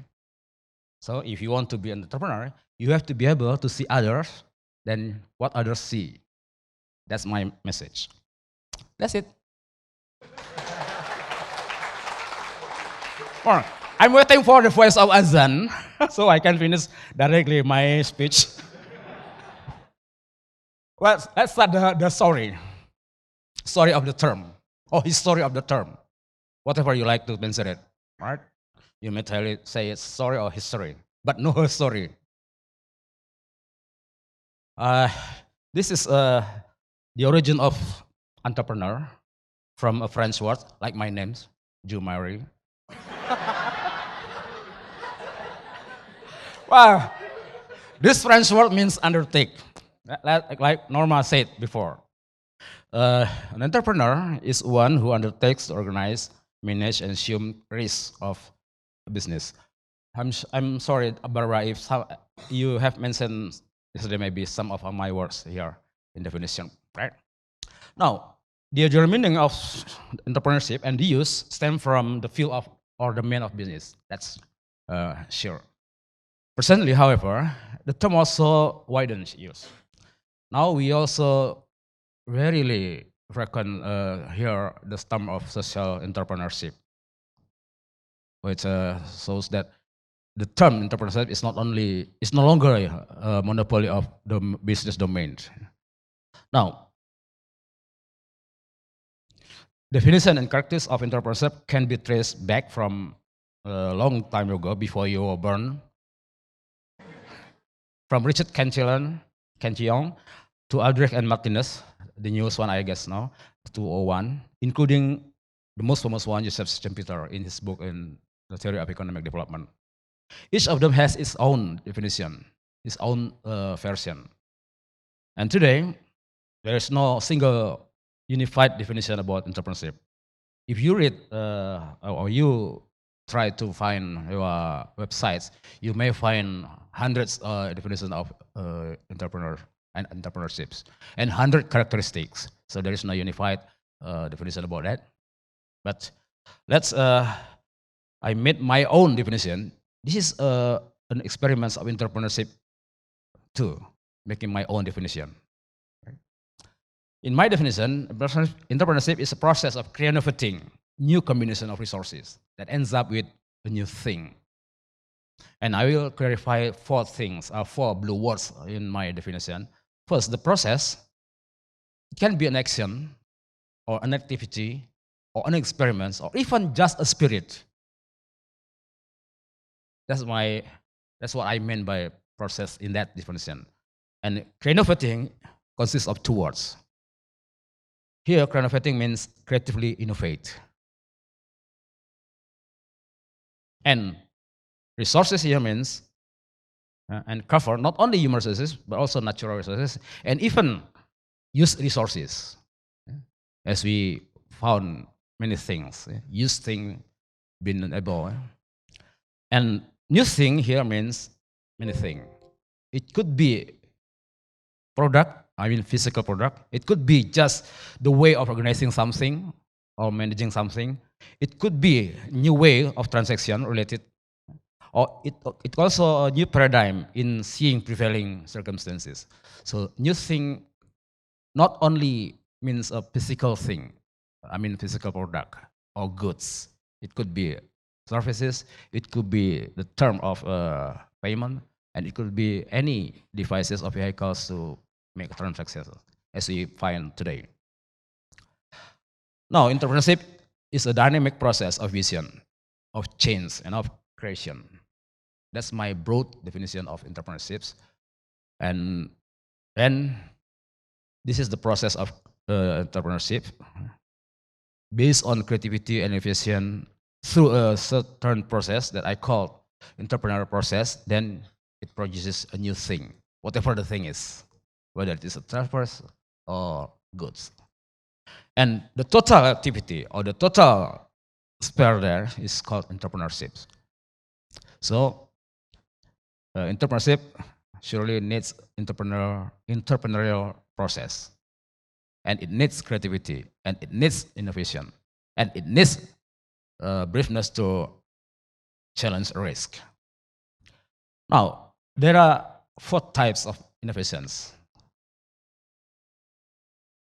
It could be just simple invention, extension, or duplication, or synthesis. Economic students of Gadjah Mada are very familiar with the last one, synthesis, I guess. You are there. No, what is invention? Invention is totally new product, a totally new service, totally new process. As you know, there are many laundries around you, around this campus. Why don't you try a new product of laundry? Let's say you open or run a business of money laundering, for instance. That distinguish you from original or regular laundries. Or you put or you give new services to them, to your clients, by put it off directly from the person and then put it on directly on the person. So not just picking up the clothes, the dirty clothes, and then delivering the clean one, but you put it off from the persons and then put it on afterwards. That's entrepreneurship. New way of service, right? Try it, okay? And I will register for the first client. Be sure. Such this invention, if you want to know the example, is Wright brothers in airplane, like Thomas Alva Edison with the bulb, and then Bell with the telephone. Another type of innovation is extension. This is new use of different application of an already existing product, of an already existing service or process. And Kroc with his McDonald's is the best example in this. And okay, Zuckerberg, the one hated by the government of the US. This is a good example for extension with his Facebook, and Stanley with his Star Wars and hotels. And the third type of innovation is duplication, creative replication of an existing concept, not totally replicate it, but put another feature into that. And in this case, Walmart is a good example for department stores, and Gateway for personal computers, and yeah, of course, Pizza Hut. And the last one of innovation is the one that I said before that you are very familiar with, because you are there, everybody here, almost, except Barbara, I guess. You are not in synthesis. Synthesis means combination of existing concepts and factors into a new formulation or new use. And Starbucks is a good example, and also FedEx for this type of innovation, synthesis. And the synthesis at FAB is not a synthesis, Believe me. Now, let's see the role of creativity in entrepreneurship. Well, creativity is simply the production of a novel, appropriate ideas in any realm of human activity that bring it to everyday life. It's from science to art, to education, to business, and also to the whole economy of our life. That's what creativity means here.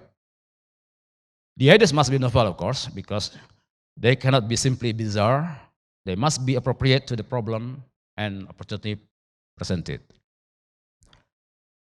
Creativity is the first step in innovation, which is the successful implementation to those novel appropriate ideas. Because you want to be an entrepreneur, you must have creativity. And then based on that creativity, you try to innovate it. Of course, you need braveness to challenge risk. Another creativity, it is the generation of ideas that result in the improved efficiency or effectivity of a system. Now, after creativity, now we have to know the role of innovation in entrepreneurship. Innovation, with the whole 4 examples that I showed before, is a process by which entrepreneurs creatively convert ideas or opportunities into marketable areas. Remember that the original sphere, original domain of entrepreneurship is business. So there's always what market or marketable areas. Innovation is a combination of the vision to create a good idea and the perseverance and dedication to remain with the concept through implementation. And to be known that innovation is a key function in entrepreneurial process. So do not imagine that you can be an entrepreneur without any experiment or braveness to innovate, to try what you have in your dream. Innovation is the specific function of entrepreneurship. Right? So based on these 2 elements of entrepreneurship, creativity and innovation, that I call it innovation. Now I can conclude that actually entrepreneurship is a never-ending innovation. An entrepreneur recognizes opportunities where others see chance. You see a head of a rabbit, a head of mouse when I saw the picture, but I see different one from you. Though I'm not an entrepreneur, but I'm trying to be there. Where entrepreneurs see opportunities, where others see confusion or contradiction, he or she challenges the unknown and continuously creates future beneficial to others, not for the sake of himself or herself. An entrepreneur is endowed with a risk-taking character. This is what economic students commonly do not have. And this is what Professor Mahfud try to train about risk-taking spirit. Entrepreneurship is more than just starting and running a business. It's a mindset of innovation. So if one doesn't have mindset of innovation, do not have a dream being an entrepreneur. You can be a businessman, but you cannot be an entrepreneur. You can be a good manager, but it's not quite sure that whether you will be an entrepreneur if you have no ideas about innovation. If you don't have any braveness to assume a risk. So that's why I conclude that entrepreneurship is a never-ending process of creations. It works and works. Once you get one, you still feel not unsatisfied, and then you try to seek another. And this never-ending means that once a new thing created or innovated, another new things will emerge, regardless created by the same entrepreneur or others. And this entrepreneurship is have a special type of dialect. When one found something, another one will find another thing. You see, when Facebook was introduced, and then we see many similar websites, similar what's it called platforms. If you find something device that make you easier to drink, then others will think to make the substitute or the competitor. That's why I say that entrepreneurship is never-ending innovation. Now, let's see, what's the needs of entrepreneur? What's the role and what's the impact of the existence of entrepreneur? I will not discuss this one by one, but I will make it compact in one word, seeing the contribution of entrepreneurs to the economy. And this is just repeating what Puan Norma have informed before. Well, at least there are 5 contributions of entrepreneurs to the economy. First, providing business activity. Secondly, creating employment. And then promoting capital formation. And based on these 3, increasing national income, if possible. And then spurring economic growth. I will briefly explain detail of each of these contribution. Now, how entrepreneurs contribute business activity? As you know, there will be direct business. Business implemented as the realization of what ideas or what the dream have is in the entrepreneur. From direct business, there will be what's so-called FLB. And we may make a puzzle what FLB is. For those who answer quickly and true, you may go home first. Yeah? Okay. If you can make a right prolongation of FLB. And then there will be SB. There will be BLB without I. And there will be also CB. What is FLB and BLB? FLB is forward linkage business.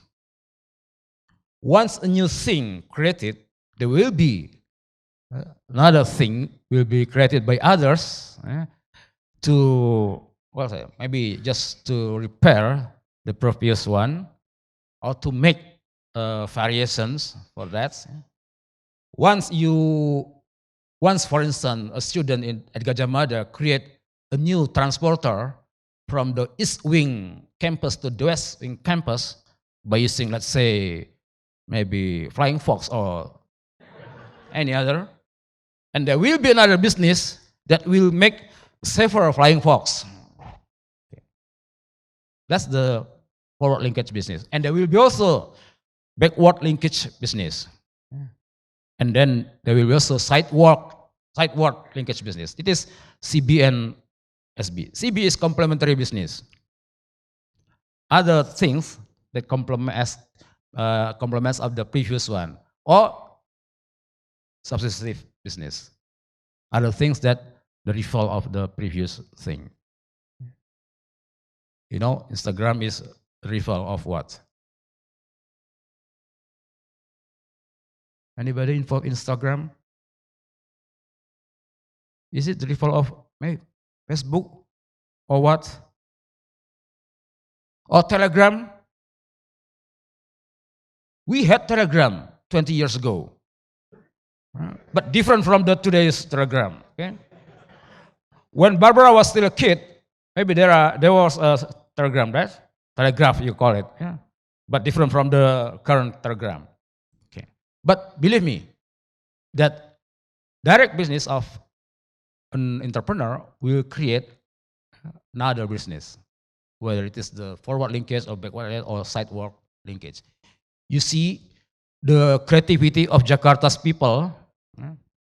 When the Jakarta's government make a regulation for 3-in-1, and then they are what? Another creative jobs of service. And it happens in Indonesia many times. Yeah? You see in Jogja, when your professors or lecturers ask you to write thesis, there is a business of thesis around the campus, right? That's innovative. Firstly, they just process the data. Secondly, they help finding literatures or references.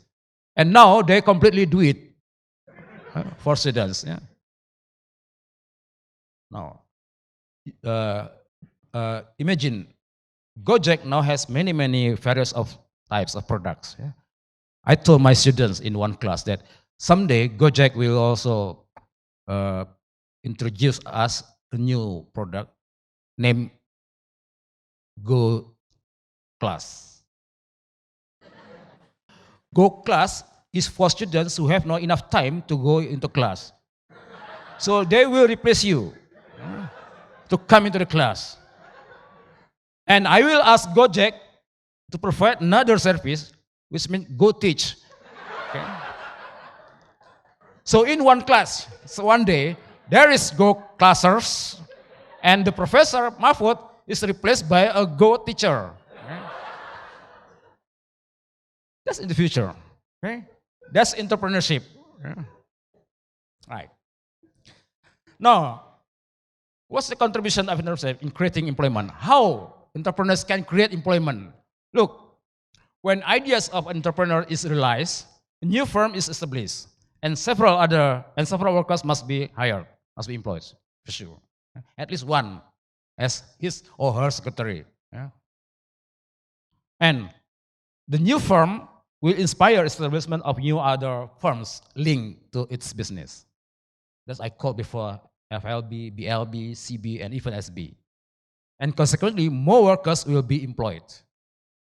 So, imagine that if one entrepreneur needs 5 workers, there is a multiplier effect of this creativity. Other business, other firms linked to the previous one will also need more workers. So more employees will be employed. Okay? That's what I meant by the role or contribution of entrepreneurs in creating employment. And recruitment of these new workers not only reduces the rate of unemployment, but feeding them with income, feeding the workers. And income of the workers means purchasing power, okay? Demand, right? Now, how entrepreneurs contribute in capital formation? Look, implementation of an innovation that leads to establishment of a new firm and new businesses linked to it surely need quite a lot of fund. And banks or other financial institutions are interested to provide the fund. They will seek more, they will raise more fund to provide credits to entrepreneurs. And at the same time, those new firms, mainly the ones that hold the patents, may earn larger and larger profits, and it accumulates his capital. So, formation of capital prevails in 2 sectors, from the banks and from the new firms themselves. Another contribution of entrepreneurs is growing the economy. This easy way. Yeah. And Puan Asna has told this. Well, the spreading and deepening businesses triggered by an entrepreneur, by an innovation, will raise aggregate demand in 2 sectors. It increases investment. Economic students know it as I, investment. It also increases household consumption expenditures, C, and maybe also investment. Maybe also export, as Norma said before. Okay? Now, if you believe that national income, Y, is composed by C, I, G, X, and M, you can easily guess if C, I, and X increase, it should be Y will increase. National income will increase. Increases in agreement shall, inshallah, increase national income. If not corrupted by your leaders.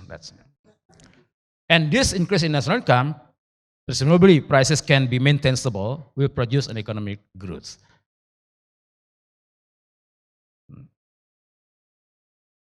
That's the beautiful scenario of the role of entrepreneur or entrepreneurship. If God give us His bless. But maybe this beautiful scenario will not happen. It depends on the macroeconomic circumstances. And please beware that entrepreneur, to some extent, can be disruptive, according to Schumpeter. Why? Because all people with the old technology becomes askul tak berguna in Malaysian term. Yeah? When new technology used.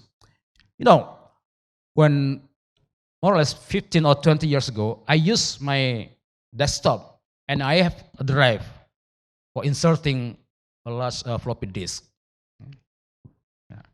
And I have many data in that, maybe 100 floppy disks. But maybe 8 years ago or 7, there is no more laptop or computers that prepare or provide the drive or flash floppy disk. And then I lose my data there. I experienced, in 2 years, I have a big, thicker one of this zip disk. This one is quite huge memory, and then also technology with us. It become old-fashioned. I have a grandchild. My grandchild asked me, "What is typewriter?" For I don't have any more typewriter at home, so it's difficult to explain to her what a typewriter is. Okay. Then someday we will become old-fashioned, as Dahlan Iskan became old-fashioned when he went to China, because he still bring with him cash money, and all Chinese people, even in the villages, using QR by their phones. Okay. That's entrepreneurship, the dark side of entrepreneurship. It's possible making us become old-fashioned. Not only old in the age. You may still young, but old-fashioned. If you are not gaul in bahasa. Right. Well, that's it, Wuri. Thanks very much for your attention. Billahi taufiq wal hidayah. Wassalamualaikum warahmatullahi wabarakatuh.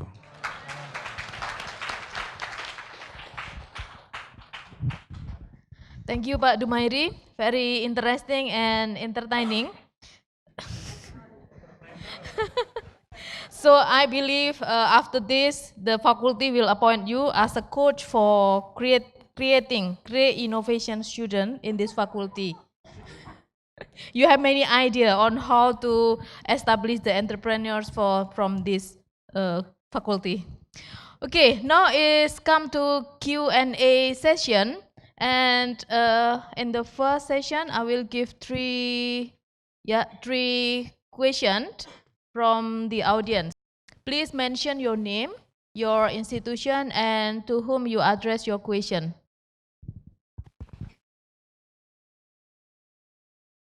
This is Wasit from postgraduate program, this university. Welcome to Yogyakarta, Prof. Norma, since we have met before at the IIUM Gombak. So really, we are so grateful to be amongst the giant scholar in developing Islamic economic. So I have 3 questions for all of presenter. The first one, I will address to Mr. Afdhal.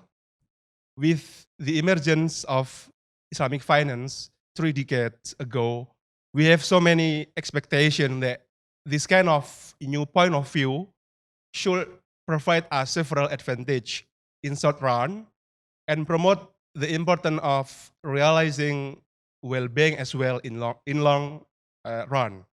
But unfortunately, the recent situation is a little different to compare with what we expect. Our Islamic financial system is still underdog to compare with our counterpart, conventional financial system. So I have a question. Is it the issue of Sharia compliance, or there is other problem? I mean, we have so many problems in how to conduct research on strategic management, how to enhance our dynamic capabilities in terms of developing Islamic financial institutions and so on. Is it about Sharia compliance or about our lack attention to develop our dynamic capabilities? I mean, this is issue under strategic management. So that's my point. And the second one, I will address to Prof. Norma. Really, it is very interesting to know the IIUM experience to shorten the gap between the ideal and the reality. Because many scholars criticize our Islamic economic studies that we are very utopian because we just describe so many ideal without any reality. So it is very interesting to know that. But I have a question about conducting coaching, training to the participant is very, very costly. I mean, which one is the most problems in this program? Does it come from external or from internal CIA? The problem one, the most problem. Okay, and the last one is addressed to Dr. Dumairy. Doctor, since there is a huge attention from our government to use conventional parameter in developing our economy, so how we as Islamic economic scholar to promote our tools so that our government will use what we promote and what our proposal to empower entrepreneurial life using Islamic economic point of view. Okay, thank you. Okay, thank you. Next, please. Okay, my name is Molly. I'm from agribusiness. Molly. Molly, yes. Okay. I'm alumni, now undergraduate in agribusiness. And my first questions goes to Mr. Afdhal. It's very interesting for your last presentations about Islamic market, that it's quite tight relate with what Miss Barbara said before. And I would like to ask you, is it our logistic, business is quite supportive to that market? Because it's a global market, right? It's a business, it's an online, so it will be a huge market around the world. Is Indonesians government, Indonesians logistics business, how to, yeah, the problem is the, yeah, if we want to sell from Indonesians to maybe, for example, to Europe or to the other Asian country, is it quite, supportive for us right now is if we want to export in the Islamic market itself? That's my first questions to Mr. Afdhal. And to my second questions to Miss Norma. Yeah, is it quite interesting because I've been working in a philanthropy organizations before and I do that kind of things. But what's most interesting is on your presentations is because it's became from the university, not the philanthropy organizations, right? But my question is, how long have I-Taajir has been established, and how the evaluations going? Like how is the successful presentations from the society that has been successful doing a business? Because I have been giving a lot of like microfinance to a lot of people, but it's always, it's very costly and high effort because they have to like visiting them each month to make sure that they have to do the business in a good way. So yeah, I just want to know the evaluation itself because I'm doing the same before and I would like to develop it in the future. So I would like to know if in the next time I want to make i-Taajir as one of the role model of mine and my project in the future. Thank you. Okay, thank you. Then next Mbak yang the red one, yes. Thank you for opportunity. My name is Nur Halima Sihaan from Faculty of Economic and Business. I interested with your presentation. I have some question with Mr. Afdhal and Mrs. Professor Norma. As we know, there are a lot of laws in Islam and must be discussed in depth. We have discussed about the Islamic digital ecosystem like Muslim community, Islamic finance, and Islam industrial sector and halal lifestyle. And I focus in Muslim community. For Mr. Afdhal, what can we do to realize all the technological sophistication without breaking Islamic law and can contribute in the world of education? And for Professor Norma, in slide Mrs. Norma,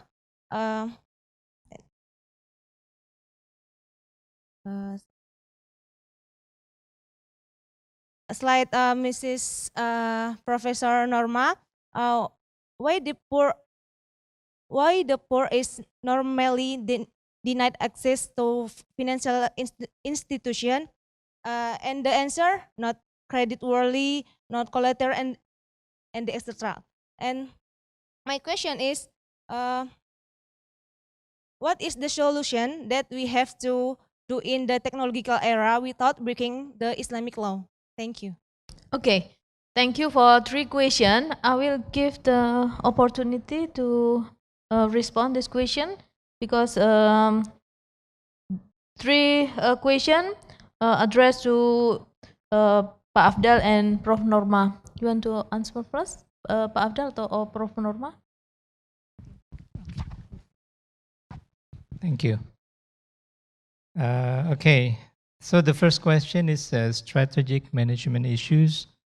Okay, why development of Islamic finance is still running below expectations, right?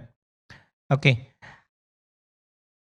Islamic finance just, I think, started about maybe 20, 25 years ago. And at the time, what people doing? Government or corporate established Islamic institutions.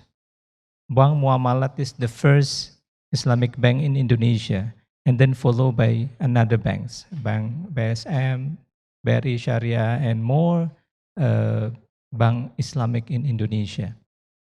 The problem, why the development is still below our expectation?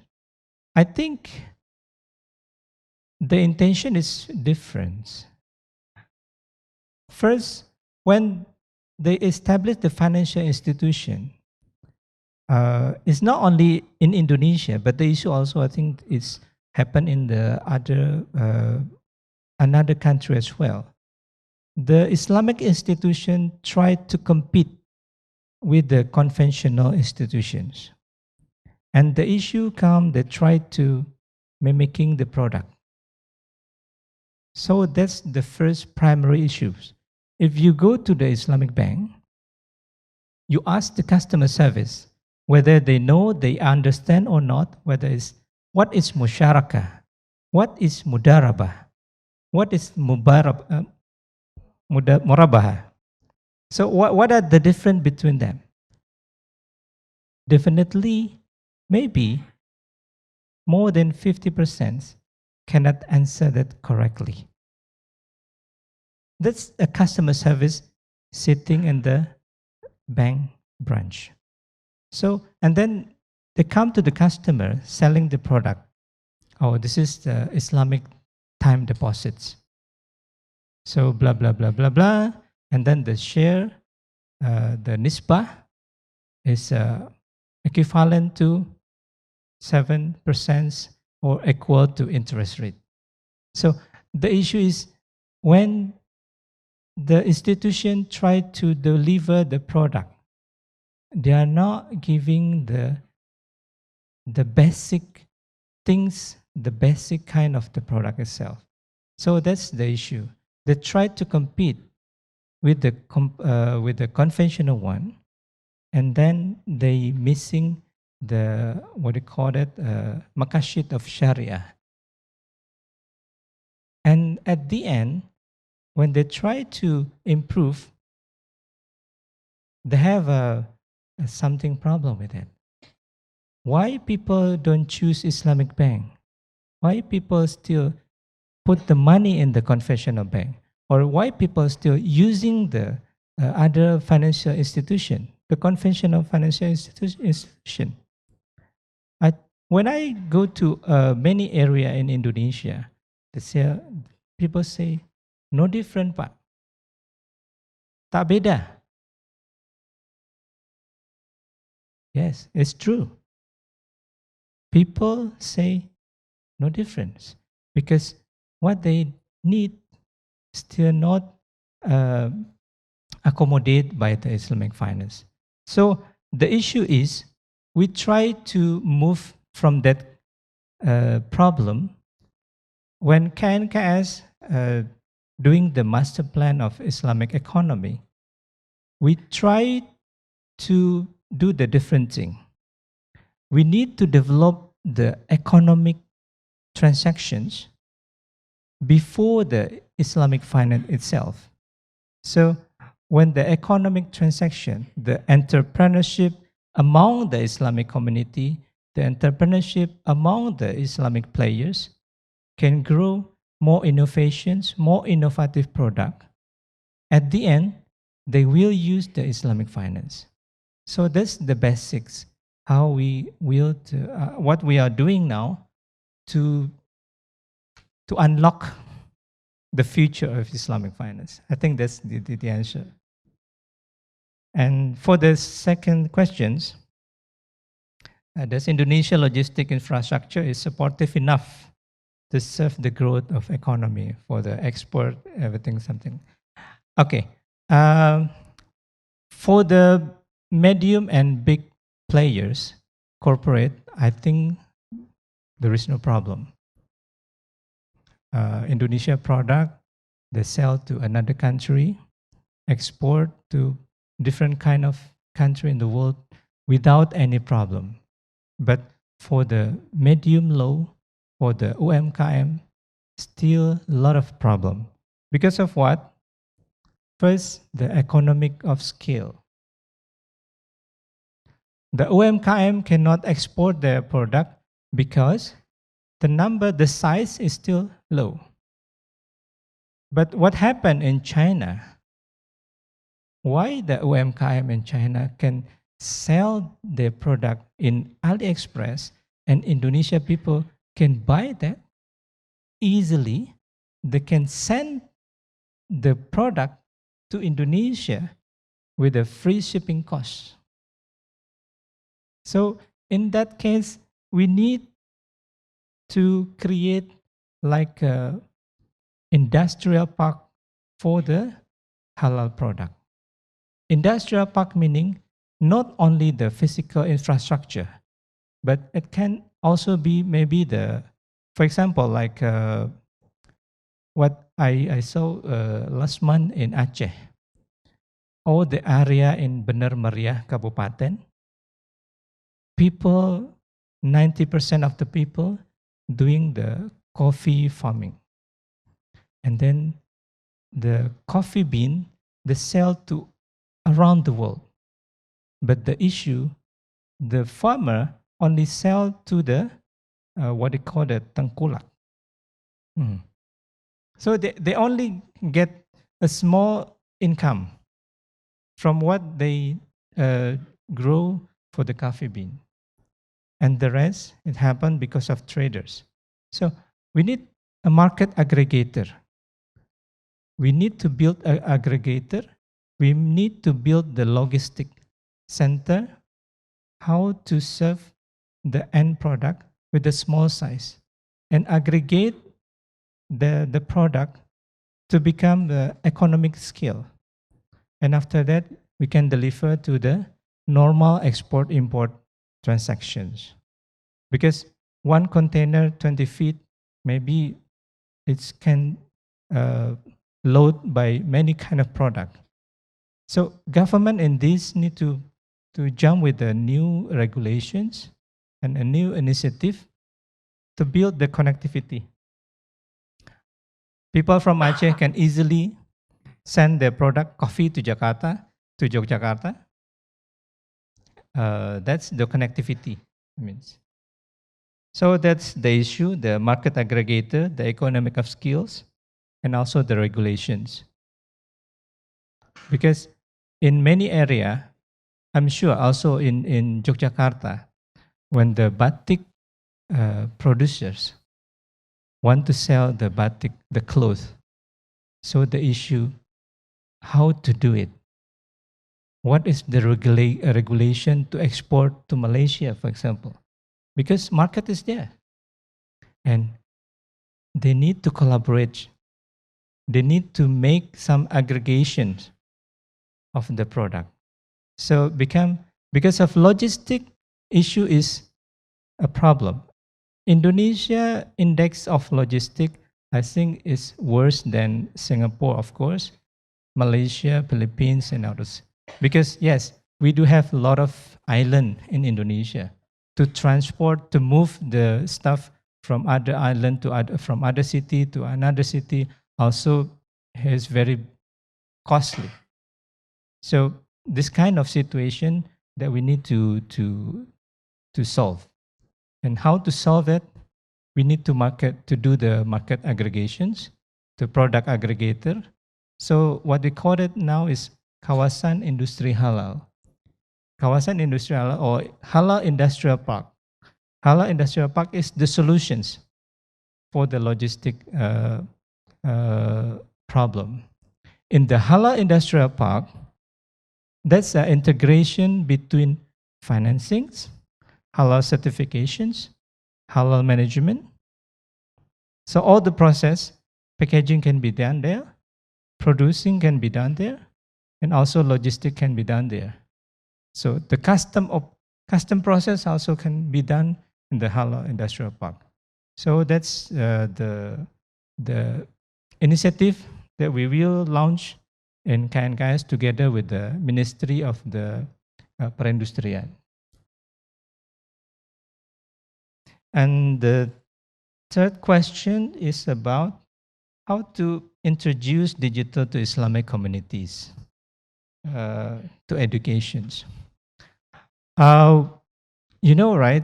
Islamic communities to introduce Islamic finance, Islamic economy, it's very different.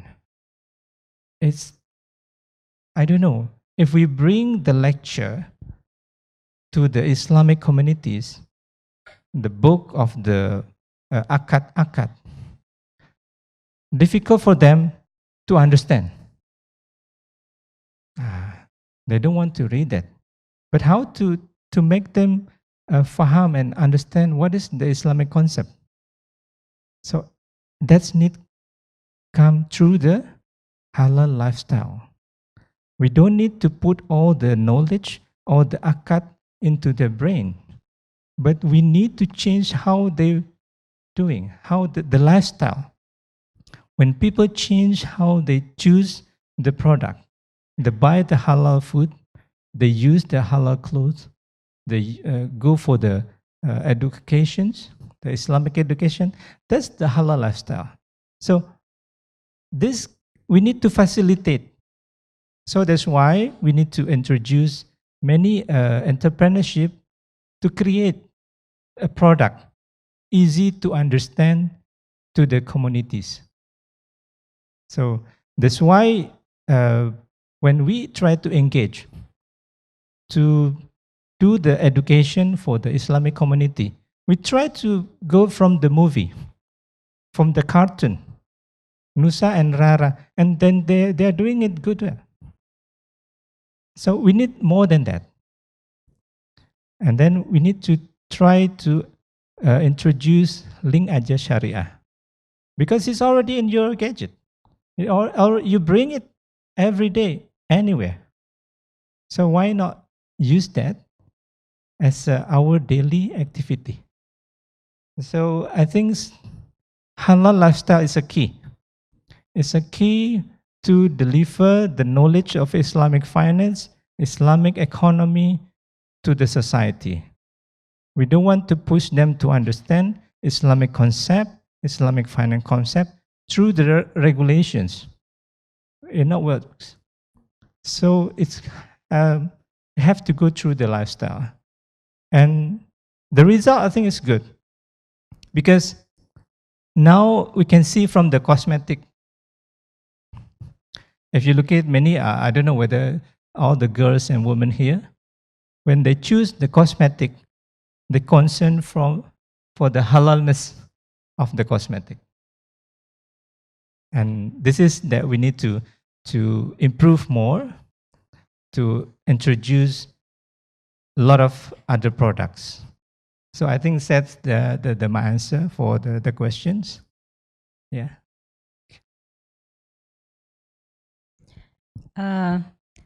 Thank you for the questions. I think coming from the brother. I'm sorry I didn't get your name. Perhaps Wasid, brother Wasid. Okay. So your question is on the problem or challenges that we are facing, whether external problem or internal problem is, I mean, in terms of the weightage of it, right? So, coaching, right?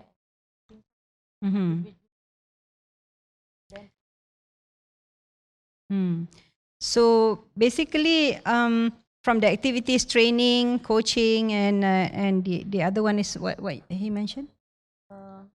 From your explanation, what is the coaching, training, and then presentation. Yeah. Presentation. Okay. So the most problematic is monitoring because that one is very costly. Okay, the maximum period of repayment is 18 months. So we have to hire basically a person to monitor for this period of 18 months. Still it is coming from our students, but we pay him. So far, they two student coach that are doing this full time. So we pay them. So they have to, on a consistent basis, we'll have to go and visit these clients. And majority are okay, but they are having problems with some. Some, for example, participants, after, let's say the student coach have contacted several times and make appointment, maybe to see at this particular time and date, didn't show up. So at one time, the student had to go to the house, knock the door, and ask the wife for this person. So the wife said, okay, it's daytime, my husband is not here, so come at night. So the student go at night, still cannot find. So this is the most problematic one in terms of monitoring and very, very costly. Yeah, but we still have to do it. Yeah, there's no other way. So we are thinking for this kind of clients, maybe we'll send a letter to them saying that, okay, if you are really having problem in your business, come and see us, discuss with us. Let's say, what's your problem? If you are not able to pay, still come and discuss with us. Perhaps we can, make arrangement, some other arrangement. Or finally, if you're no longer interested, just pay back the money. Give us back the money. Yeah, whatever that you have received, give us back, and then we close the file. So this is so far that we are thinking, because we are still very new. Yeah, so we are throwing a lot of ideas how to solve these problems. So for the second question, which is coming from Sister Mori, when was this program established? It was established in April last year. Very, very young, new program. Yeah. What is the success rate of the presentation? Basically, our intention is to give 100% financing to those who apply. But we still have to do some filtering because if let's say we see a business proposal or presentation that is not feasible, we do not want to take a risk and give free money to this person. Yeah, because that money is, after all, not our money.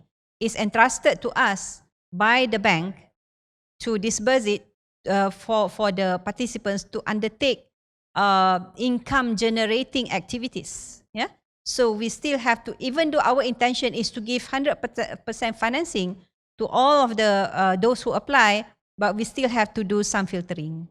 Yeah, in order to ensure that they will use the money properly. Yeah, so the success rate among the participant is around 80% to 90%.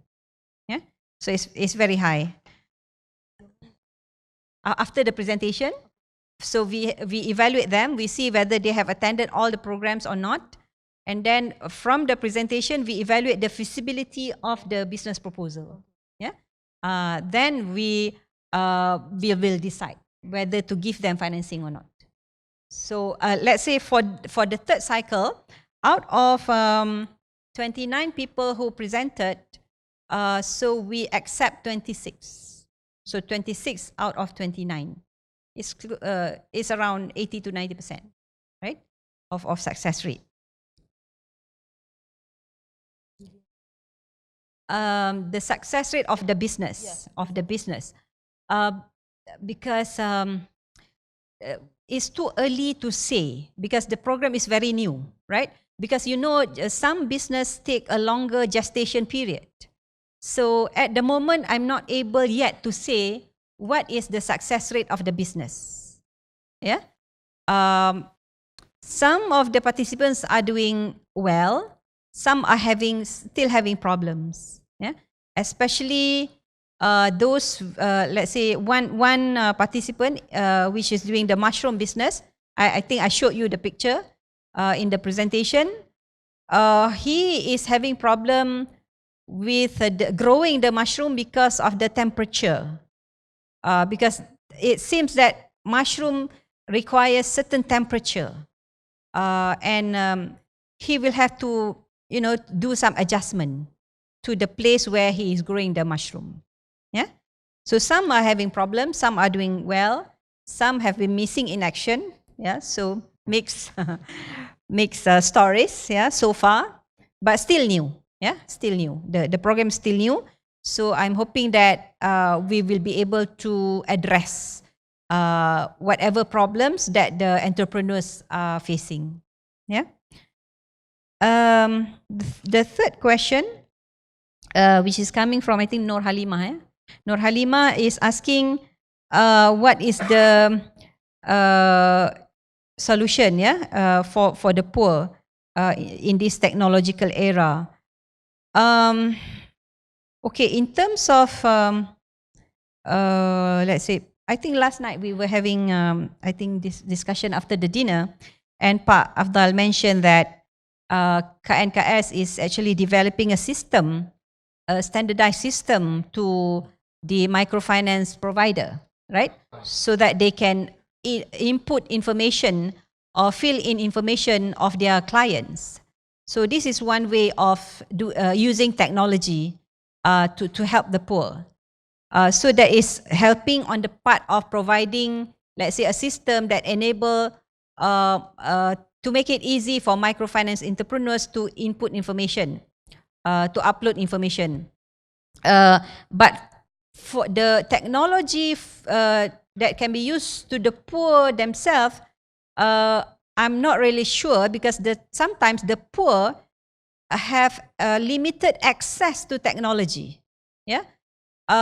So at most they have this, okay, smartphone can be used to do a lot of things, right? So maybe they can do online banking. For example, in terms of repayment, we don't need to, collect cash from them.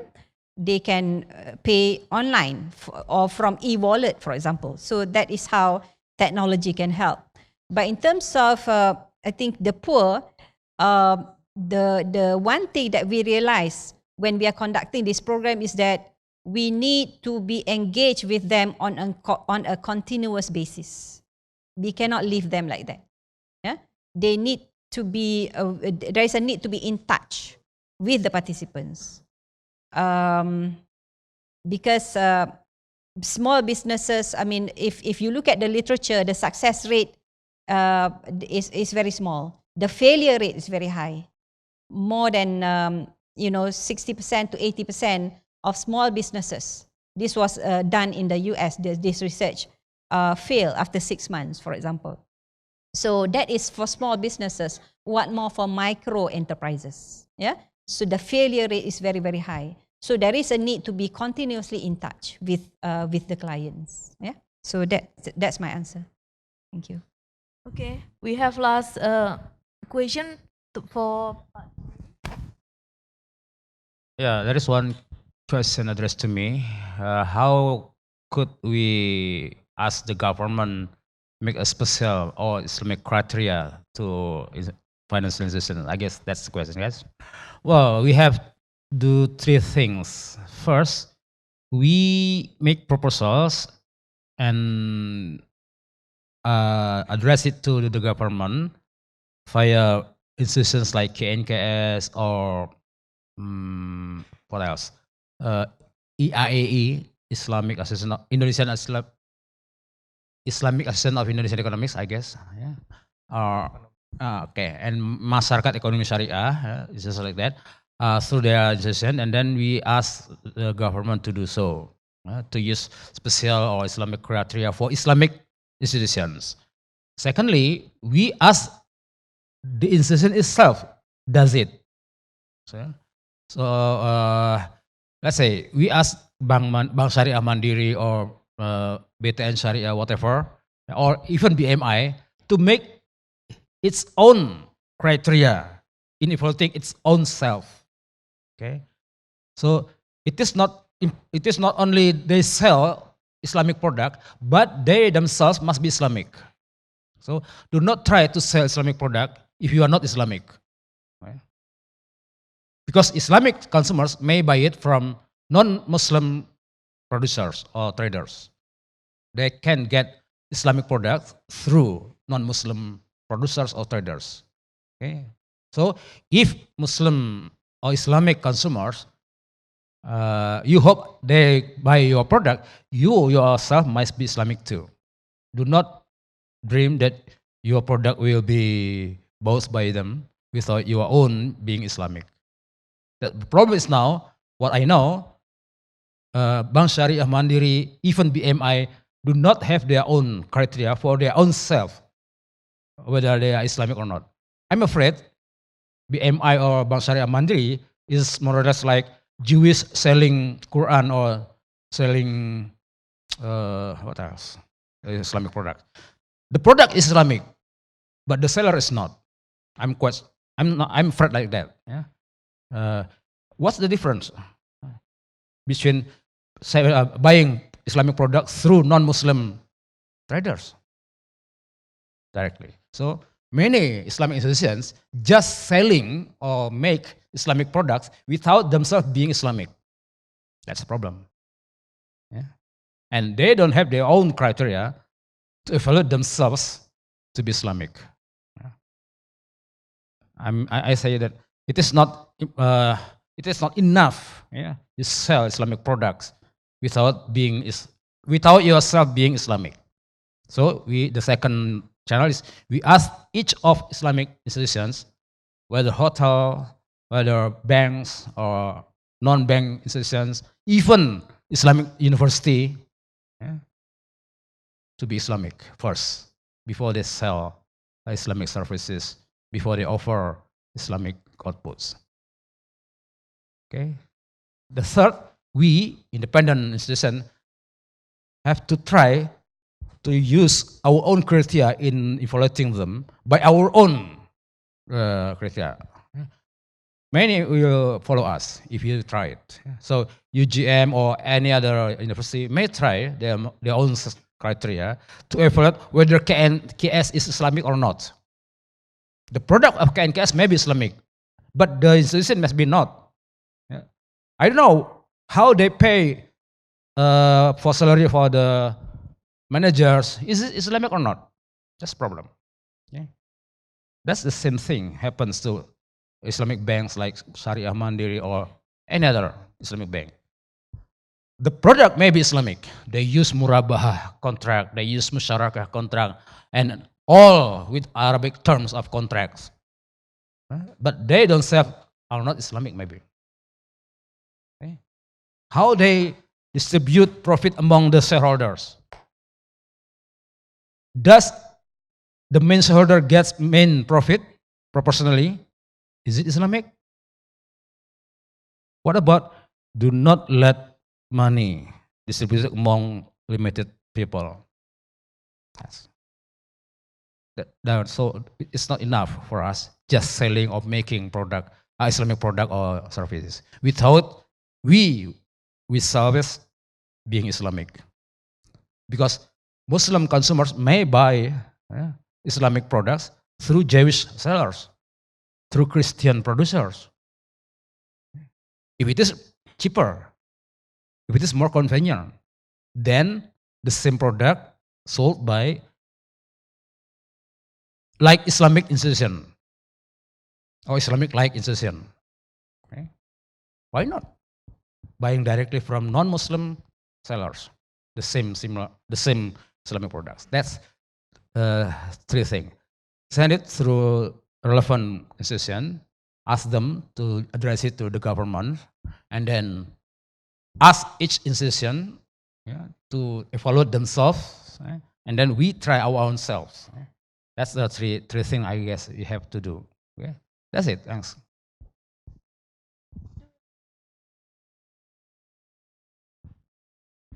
So we are approaching at the end of this session. Thank you very much for our outstanding speakers, Prof. Norma, Bapak Afdhal, and Pak Dumairy. So please give one more applause for all of them. And then,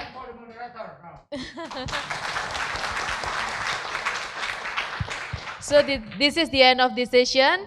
I apologize for any inconvenience and any mistake during my guide during the chair. And for the end, I say wassalamualaikum warahmatullahi wabarakatuh, and I will pass to the MC. Thank you very much.